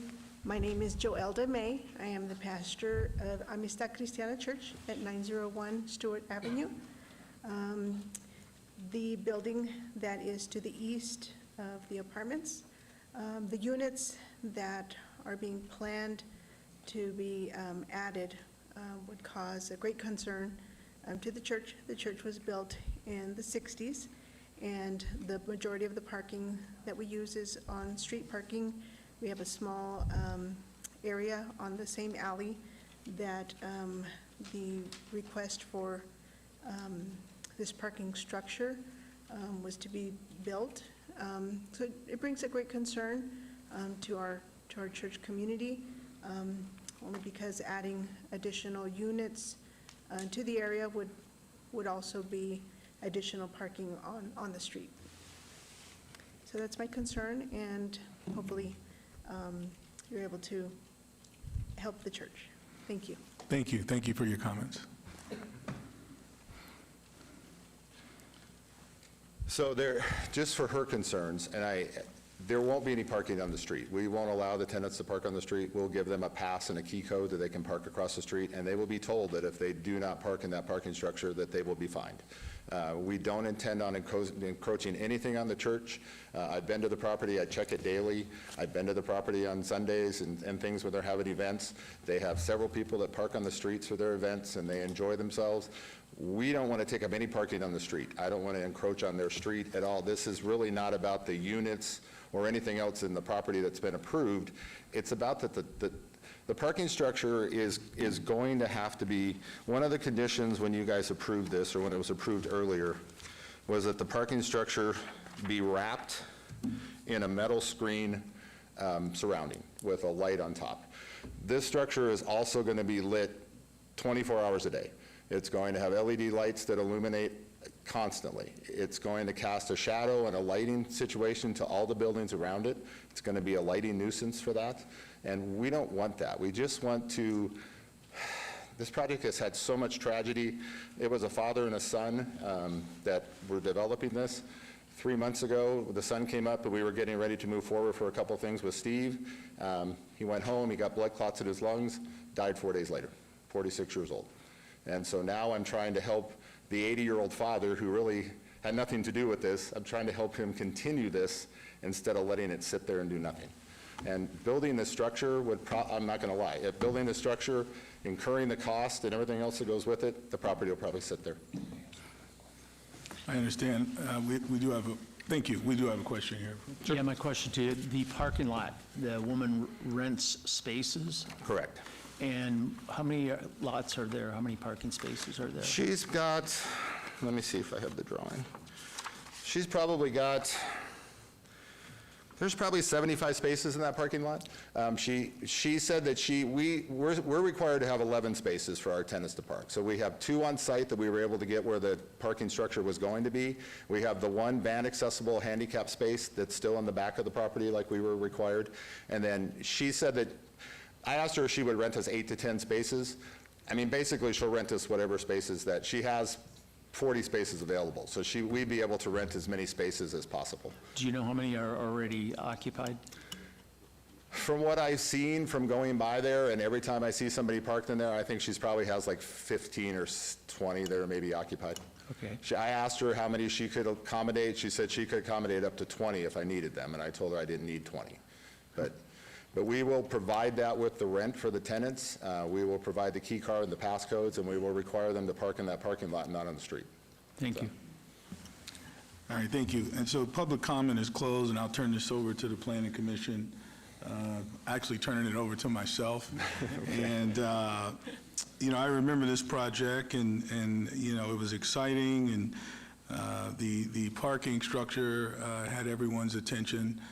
Nice to see that you have an additional remedy for the issue, because it is problematic, right? Well, the one thing, just before Alex passed away 3 months ago. Let me finish, okay, sir. We turned it over to the commission. And so the challenge here for us was parking, right? And you do have a solution. And when do you expect to sign the agreement? As soon as I get the approval that we can move forward with the project, we'll sign the agreement with her and have it in place, and we can start moving forward on construction. All right, thank you. So is there further comment from the commission? Yes. Thank you, Mr. Vice Chair. Just really quickly, looking at your renderings and looking at your landscape plan, this is in an area that's intended to be walkable. And I see really, again, this is always my thing, especially in this area that is, again, part of the highest mapped urban heat island, I don't see a lot of trees. And so I don't see a lot of urban forestry or canopy that would allow walkability around the complex or even provide some shade to potentially reduce energy burden on the residents. And so I don't know if there's anything that can be amended, updated, what have you, but that's just my one concern. And the parking is really interesting, and that structure looked really interesting, but that's I obvious. didn't bring the landscape plan with me because I didn't think that I would need it. We're going to have, we can add whatever trees we need to add. If it's a requirement or it's a condition, we'll update the landscape plan. The rooftop bar is going to have shade. The area between the front building and the second building, I plan on putting a small little sitting area in there with shade in there as well. So if we need to add additional trees, make it a condition, and I'll make sure that we add additional trees. Okay. So. Is that okay? We just want this project to move forward. It's been sitting for so long, and it's had so many ups and downs and, you know, stops and starts. And like I said, I know for you guys for a long time, it was very much a headache with all the things that were going on there. And we've kind of gotten rid of that, and we'd really like to see this move forward. So. Thank you. So can we get staff to maybe craft some additional language around additional landscape?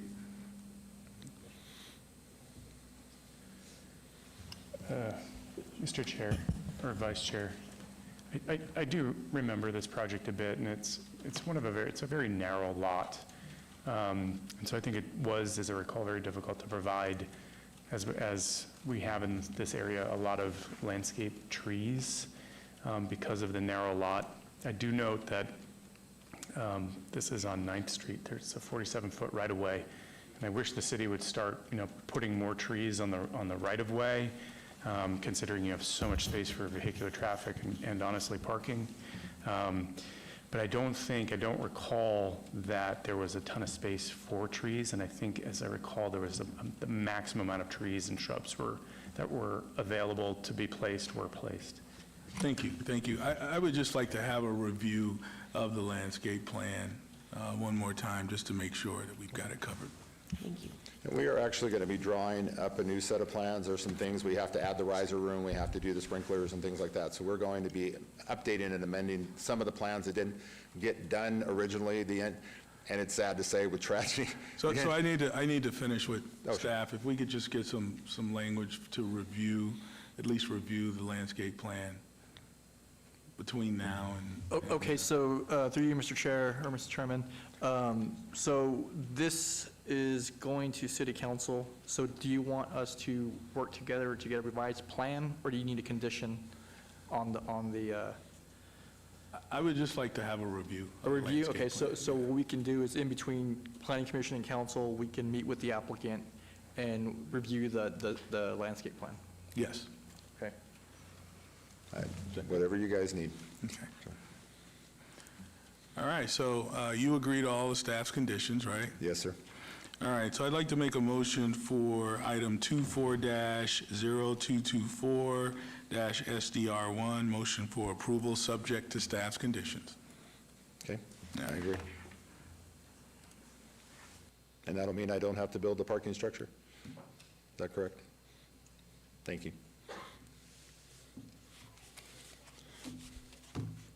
Thank you for your time. I appreciate it.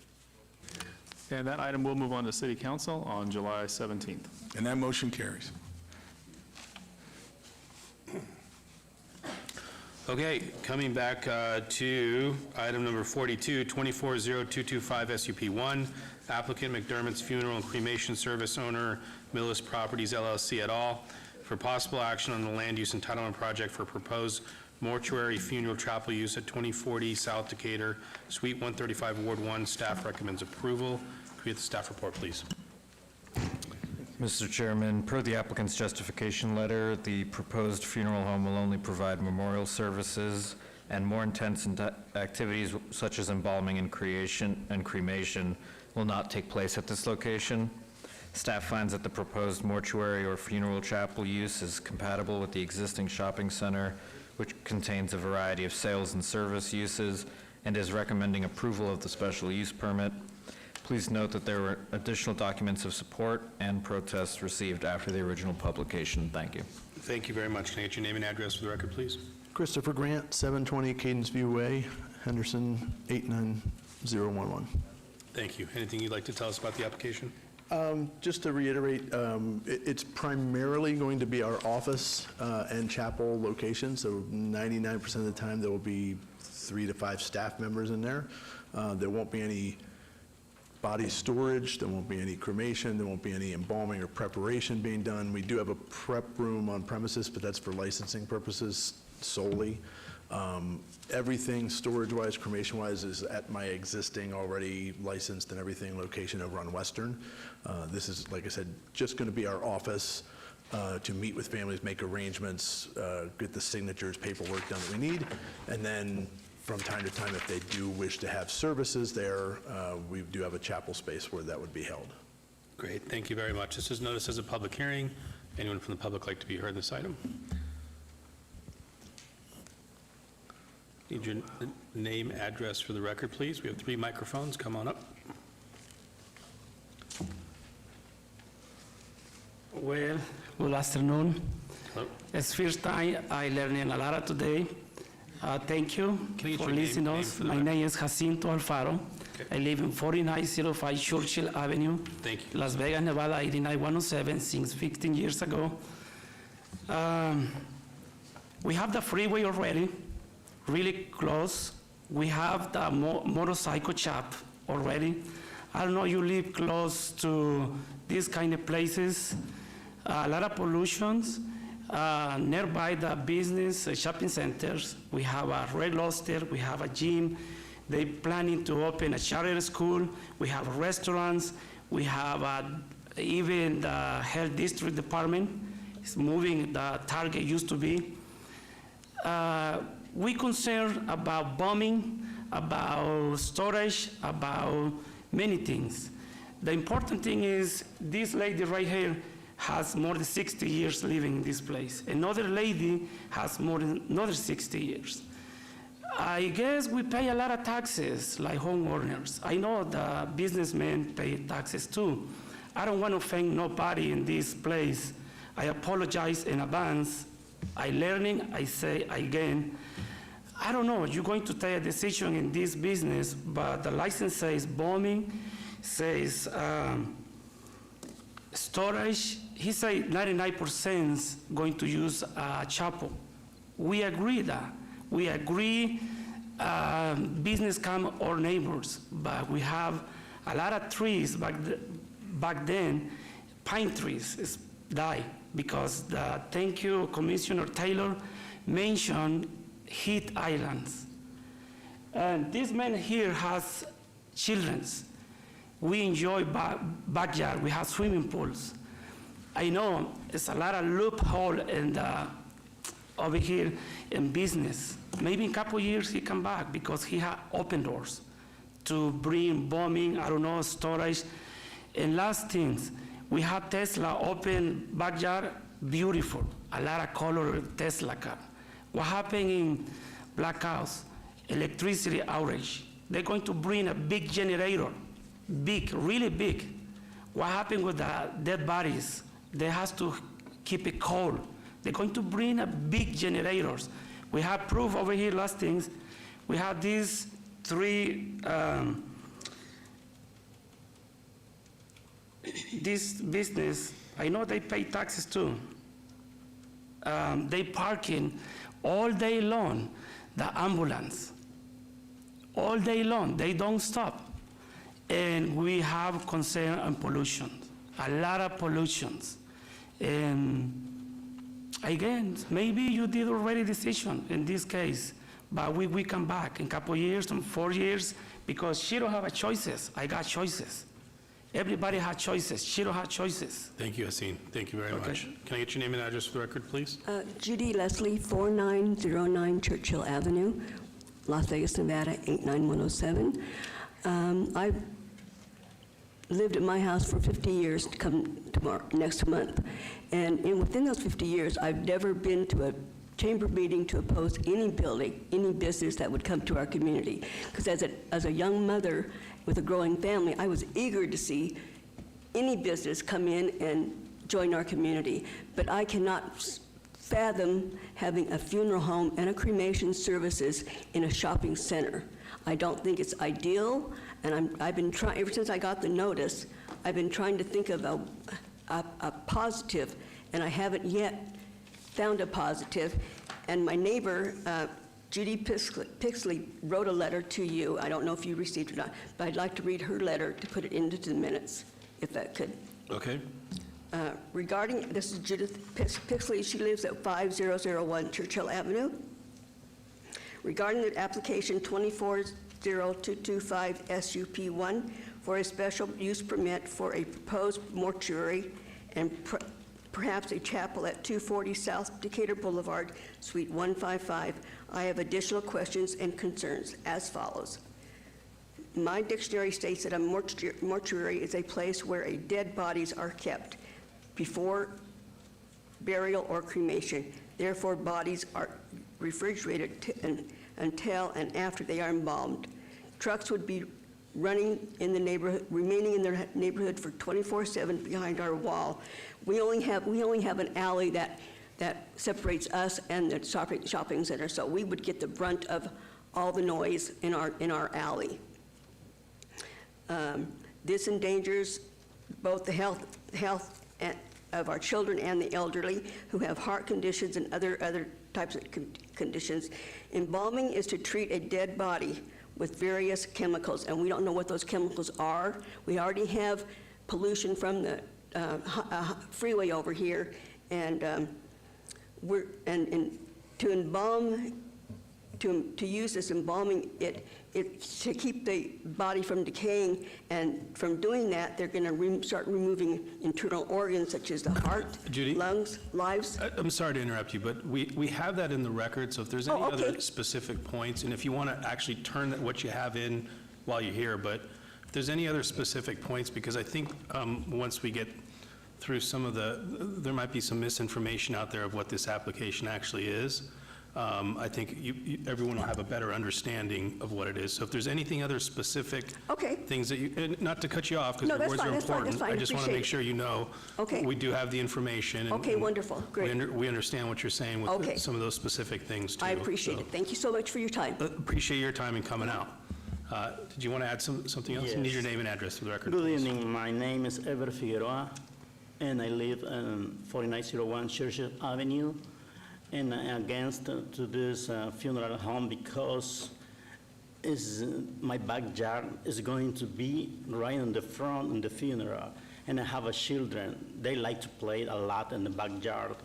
And it's very uncomfortable to see this on the front of my backyard.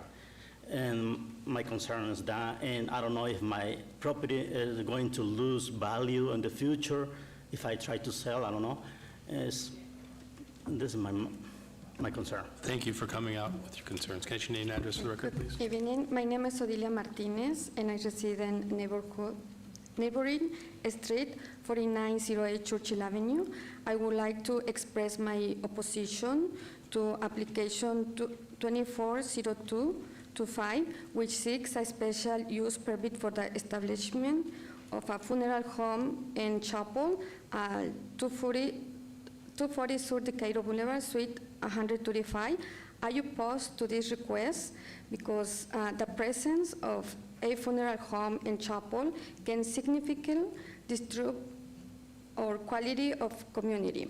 The nature of funeral service could create an atmosphere on constant sadness and mourning, affecting the emotional well-being of nearby residents, especially those with young children. The operation of a funeral home could alter the quality of life for nearby residents due to the noise associated with the services and ceremonies, as well as a possible influx of people at unusual hours. I would like to know how this application aligns with current and future zoning plans for our area. A funeral home may not be compatible with the residential and like with commercial character of our community. Due to these concerns, I request the approval of this special use permit be reconsidered. I firmly believe the establishment of a funeral home and chapel is not suitable for our community and will have a significant negative impacts on the daily life of the residents. I appreciate the opportunity to express my concerns. And please oppose and deny this request to keep our neighborhood safe. Thank you very much. Thanks for coming out tonight. I'm going to close the public hearing, ask the applicant to come back up. But I'm going to just jump right to Commissioner Rogan, if you don't mind, just because I want to make sure we get some clarity on some of the stuff, and I know you've worked on it. Sure, thank you, Mr. Chair.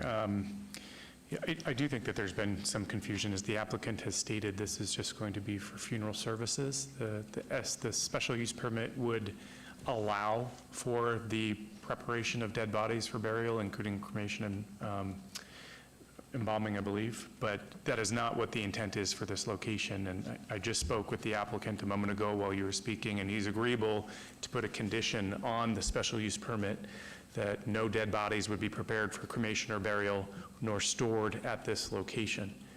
Just to be very clear that, this is purely for funeral services only.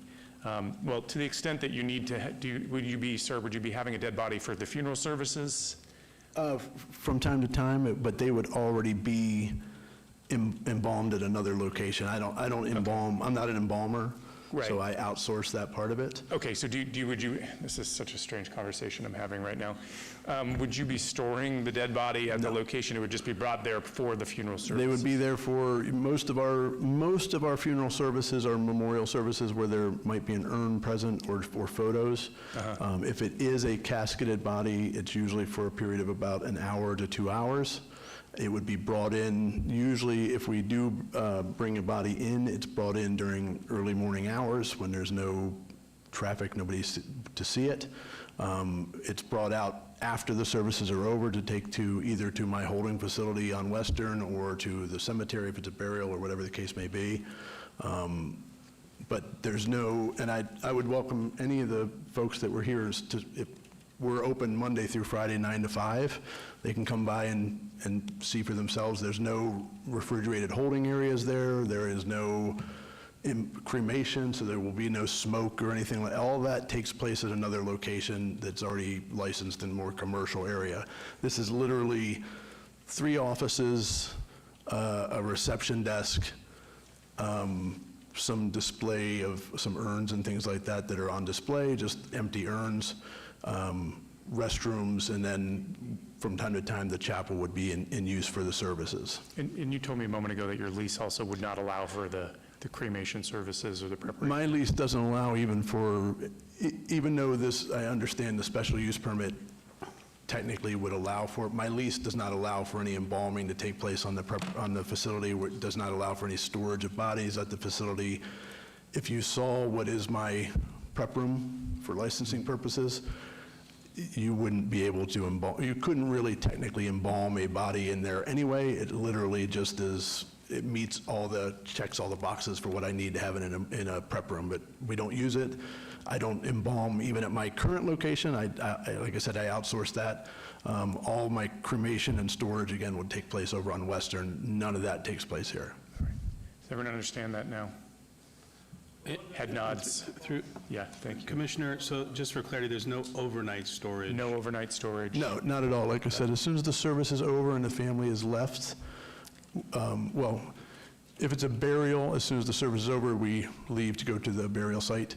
If it's not a burial, if it's going to be a body that's shipped or cremated. But there's not a scenario where it's staying overnight? Not at all. If there's a condition, you'd agree to that condition? Absolutely. Yeah, there's no situation where it would be staying overnight. All right, and so, Fred, I think you prepared a condition for me. Could you just read that into the record, please? Sure, through you, Mr. Chair. The overnight storage, embalming, or preparation of deceased bodies shall not be permitted at this location. Thank you.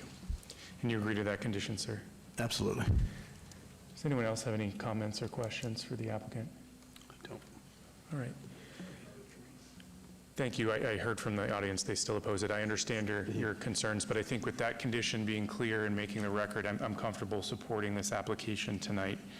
So with that, on agenda item 42, project number 24-0225 SUP1, I make a motion for approval subject to all of staff's conditions, including the condition added this evening. And you agree with the other conditions of I do. Approval, correct? Thank you.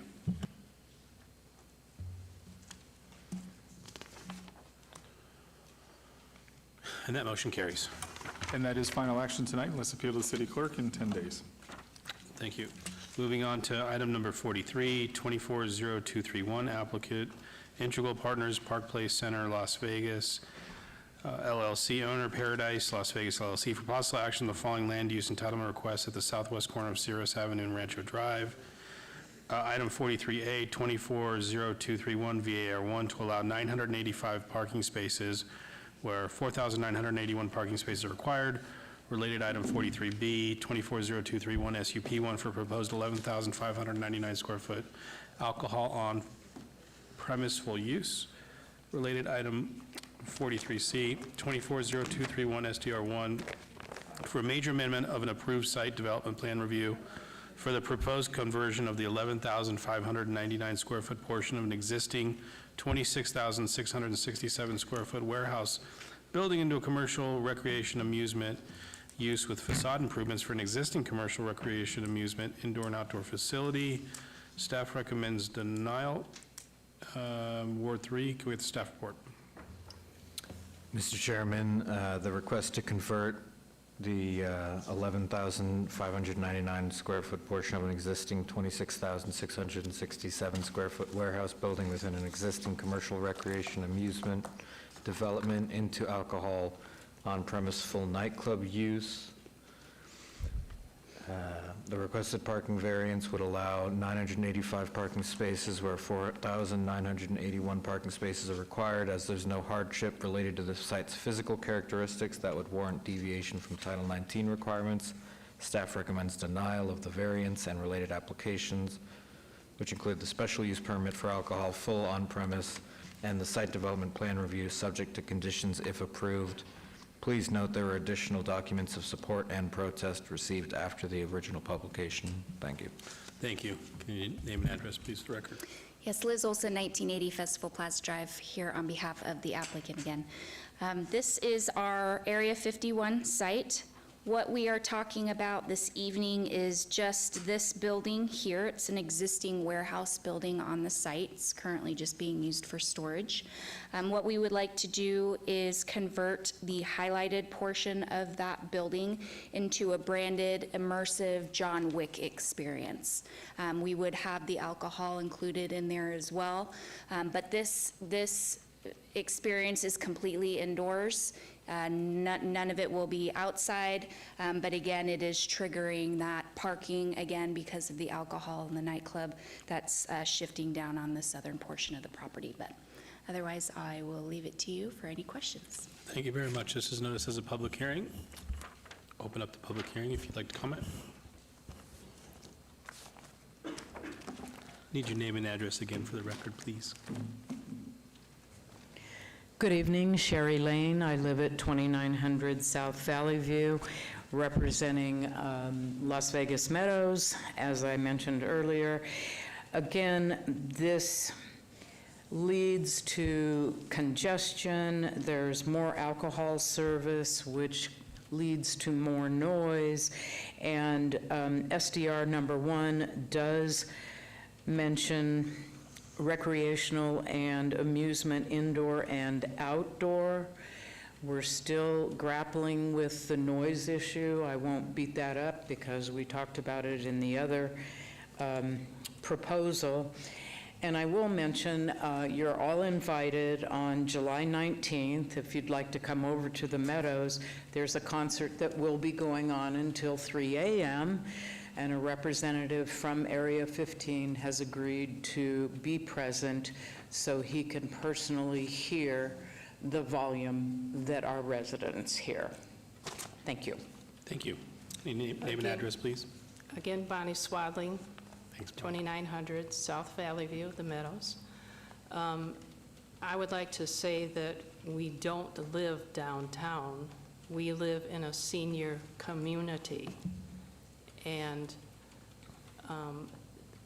it's like you're trying to put a party house in the middle of a residential area. It's not going to work. Please, affordable housing, senior housing is very difficult in this town. Please do not drive us out of our neighborhood. Thank you. Thank you. Anyone else like to be heard in this item?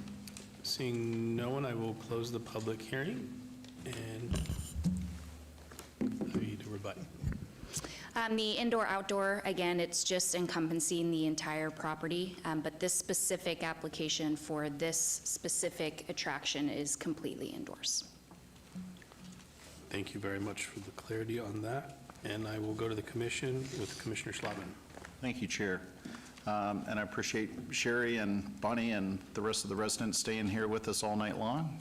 I heard your comments from the previous item and I wrote them down. So I think this is more about listening to the neighbors about maybe fixing some of the issues that we currently have, not necessarily about what we're going forward, even though they want to make sure that we're not going to have any additional issues by whatever we're approving. But the majority of what we're approving is going to be one of the exhibits, and on which is going to be an indoor exhibit that we're adding to this location. So I want to talk to you about sound from this location. because there's a stage, and where is the stage? Do you have a site plan where you can point that out to me? So this is Area 15 Okay. as a whole. This is that main building here. The stage is located to the north. Currently, it is facing west. As I mentioned previously, they are working and have committed to rotating the stage. It is a structure, so they can't just spin it. They have to take it down and then rebuild it. They plan to have that done by October, and they only have 2 shows on that stage between now and October, one of them being the July date that the neighbor mentioned. So it is limited up to that point, but we think once we point it the other direction, the sound will certainly be going the other direction. How many people attend the events whenever you have a live music event happening, approximately? It varies, couple hundred, 1,500 max. Okay, and how often do you have these events annually? On the stage? Yes. So very rarely, anywhere from 0 times to 2 times a month. For example, we don't have any in June, we have one in July, and then we have one more before October. So sometimes during the spring when it's a little cooler, there might be 2 in a month, but we don't have them constantly every weekend, every day. So July 19th is your next event, and you'll have a sound representative or representative from Area 15 at the community. You personally, sir, will be there. And what's the gentleman's name that's going to be there?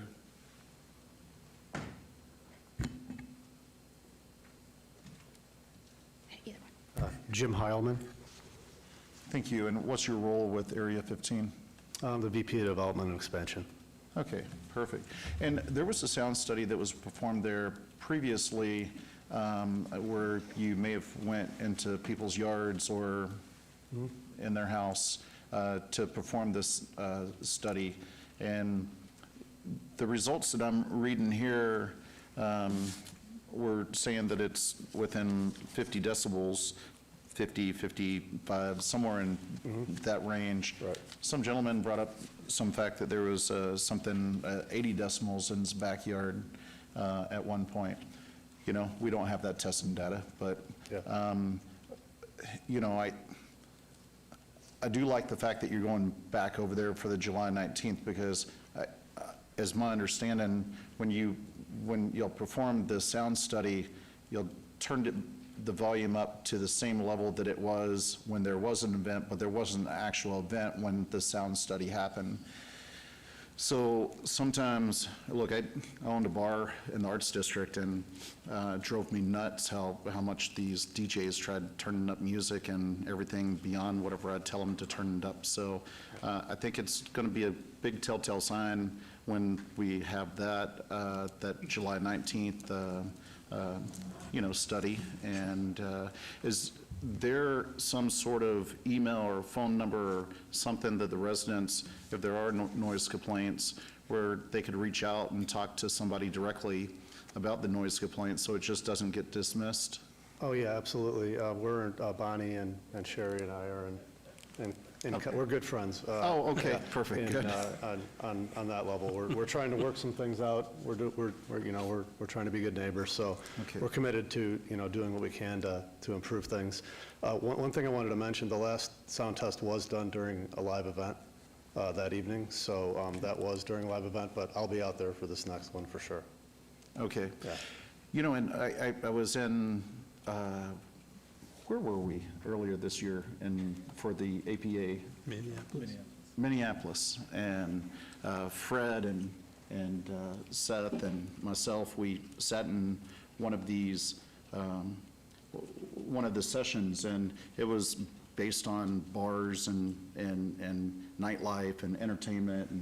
And one of the cool things that they spoke about and that they did in Manhattan and a couple other cities was they kind of had a sound ambassador. And, you know, whenever the neighbors had a complaint, it was nice if the neighbors would reach out and say, hey, we hadn't complained, then get together the next day and talk about it and say, was it the bass, or was it noises from people screaming on a ride, or was it cars honking their horn? Was it just the bass? Was it the treble? Trying to identify that. And for a lot of these bars, it was, okay, was it when the back door was open, or was it when this happened or that happened, which I know what you're doing is outdoors, might be a little bit different, but maybe we can learn a little bit from that, and maybe the neighbors can try giving as much detailed information as it was during this hour, or it was when this DJ was on, so they can kind of help identify what is making the noise go over to your neighborhood, and then they can formulate a plan to maybe resolve that. So that's my thoughts. Yeah, for sure. We have that process in place right now. We've got a text thread set up so we can communicate anytime. That's happened, as late as 1 or 2 in the morning, I believe. So we've got that process in place, and, we can definitely, continue the conversation and meet directly after events and things like that, for sure. Yeah. Perfect. And I think it's going to make a world of difference as soon as you take those speakers that's blasting straight at their neighborhood and you turn them back the other way towards the highway. I think we're going to resolve a lot of issues. So anyways, I'm glad to hear that you're looking at doing that by October, because I was going to say by November, but you're going to beat whatever I was going to say and do it by October. And I would say just keep working with them as good as you can throughout that process, because I think the rest of the application I'm not as concerned with, because I've seen the parking variance for the past couple of years. I've been out there. I don't see that big of an issue with the parking, but the sound, it's heard loud and clear. So do we need to, can we put together some sort of condition that they will change the speakers to face east versus west? Through you, Mr. Chair. Sure. 180 days, 90, what are we talking about as far as time frame? By October 15th. I don't have the exact date in October yet. It takes about a week and a half to move the stage, so October 31st would probably be better. I think that that would be sufficient. Okay. Give me 1 second, please.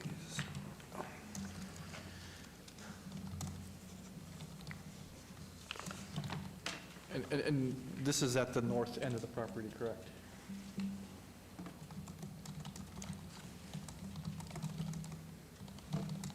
I'm really glad to hear that you have open lines of communication with Sherry and Bonnie and the rest of the residents over there, so.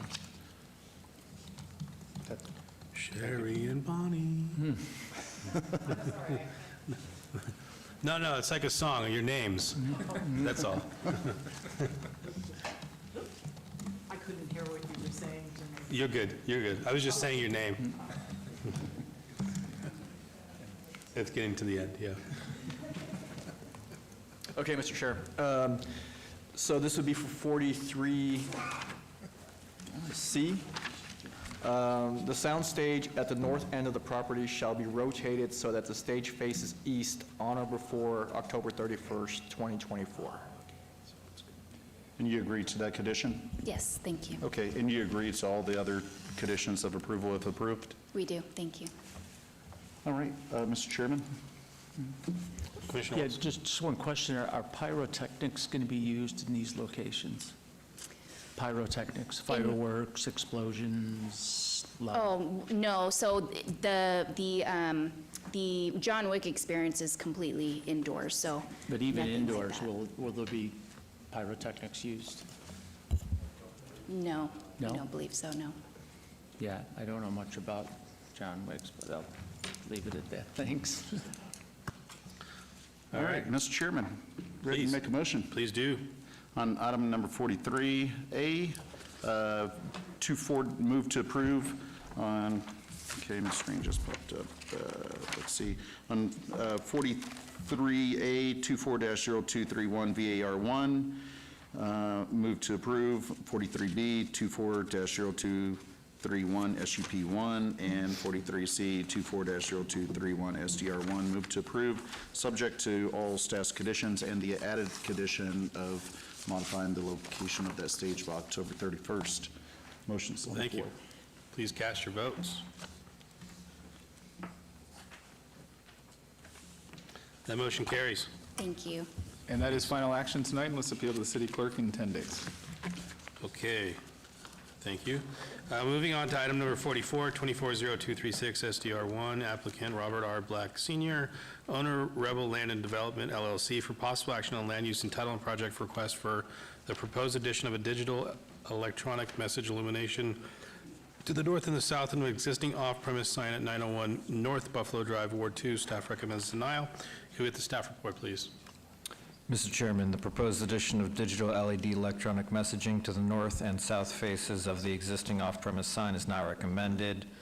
In 1996, the City Council approved a variance to allow the subject sign to be relocated to 130 feet from a residential district where 300 feet is required. Additionally, a variance was approved in 1998 to allow the sign to be raised to a height of 55 feet. The existing billboard is located within the billboard exclusionary zone within the city, as evident by the previous approved variances. The proposed billboard digital conversion would exacerbate the incompatibility with the existing residential development in the surrounding area. Staff recommends denial of the requested site development plan review, subject to conditions if approved. Please note there were additional documents of support and protest received after the original publication. Thank you. Thank you. Can you introduce your name and address for the record, please? Liz Olson, 1980 Festival Plaza Drive, here on behalf of the applicant. We are on the corner of Washington and Buffalo. There's an existing billboard, as you can see here, within the commercial shopping center on the corner. Just to the north of us is a Roadrunner Tavern, and just to the north of that, we have some residential homes that are side-loaded against the commercial property. The applicant would like to modernize this billboard. It's been there for about 30 years now, and he'd like to change it to an LED billboard to allow for more advertising on it. Also, community benefits, as you know, Amber Alerts, different things like that are able to go on these types of boards. We did confirm with our lighting engineer that the standing static lights that are currently on the board today are actually brighter than the LEDs that would go on this conversion. Additionally, the LED lights are able to dim, so if there were to be any type of issue down the road, that could be done remotely even, all the way down to black. So typically, the concern with these is that there is going to be a lot of light, but with this LED, these lights are just much better. They're able to be controlled better, and they are, according to our lighting engineer, dimmer than the static lights, as you see today. So I'm happy to answer any questions. Thank you very much. This was noticed as a public hearing. Anyone from the public like to be heard? Seeing no one, I will turn it over to the commission and to Commissioner Walsh. Thank you, Mr. Chairman. Yeah, on this, I've discussed it with the developers and also the size of the board and all that. I'm familiar with that location. So I see no problem with this, and I make a motion to approve it. Okay, there's a motion on the floor. Please cast your votes.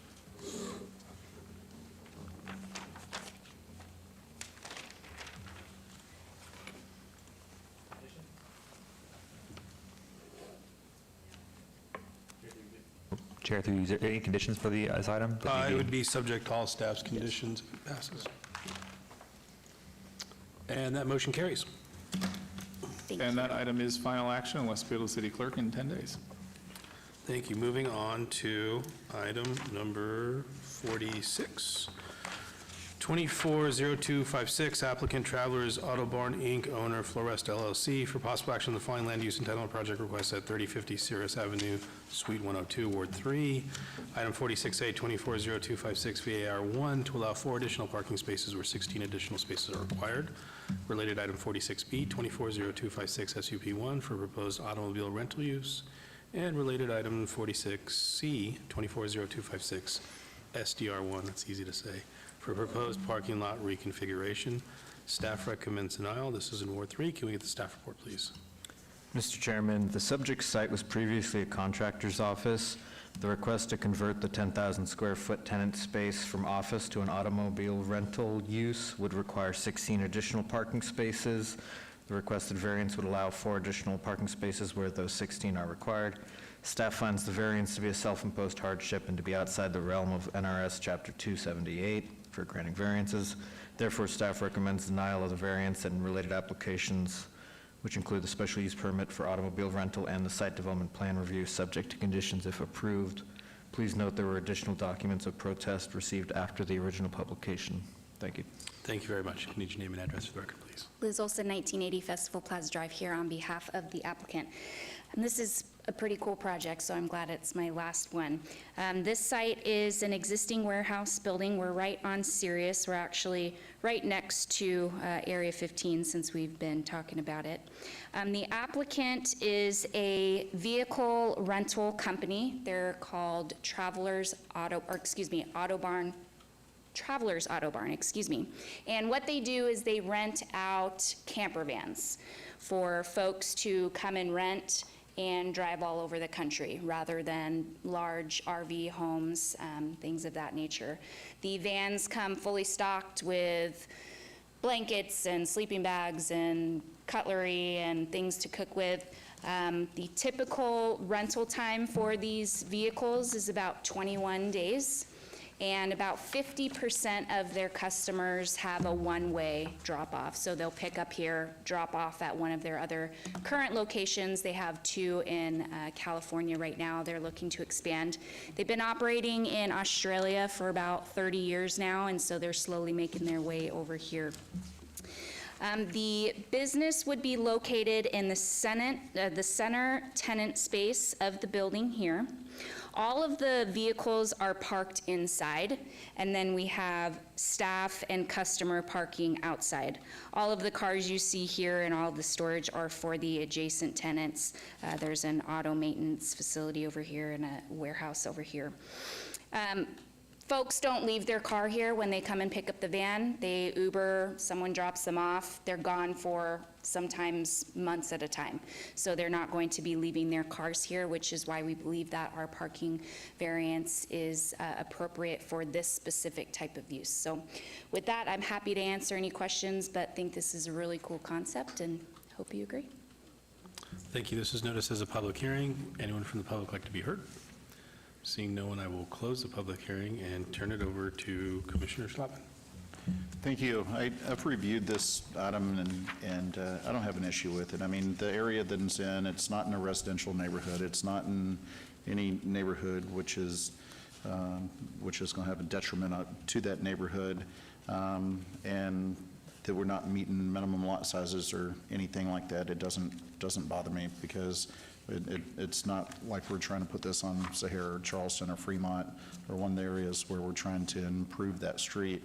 It fits within within the other uses within that neighborhood, and anybody who goes to rent a vehicle is not going to leave their vehicle there if it's a rental car or RV or anything else for 2 days or 2 months. So I think it's appropriate for this area, and if there's no other comments, I'd like to make a motion. Please do. Thank you.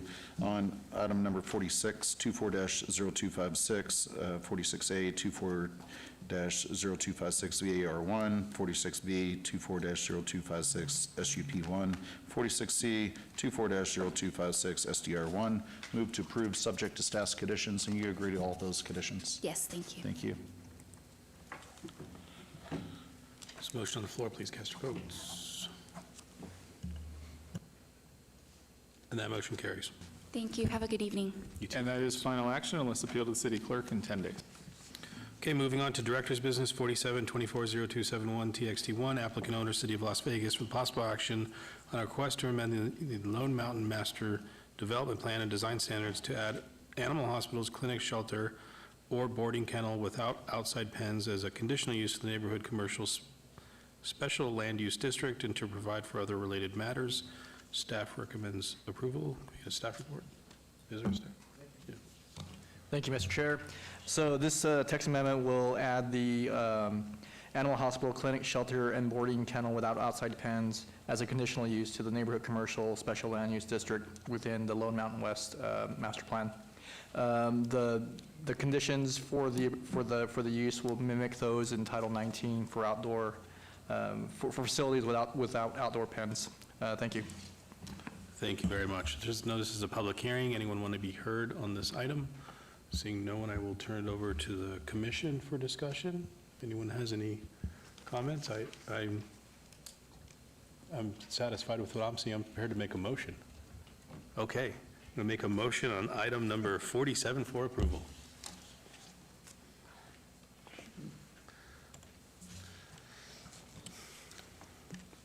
And that motion carries. And that will move on to city council in ordinance form.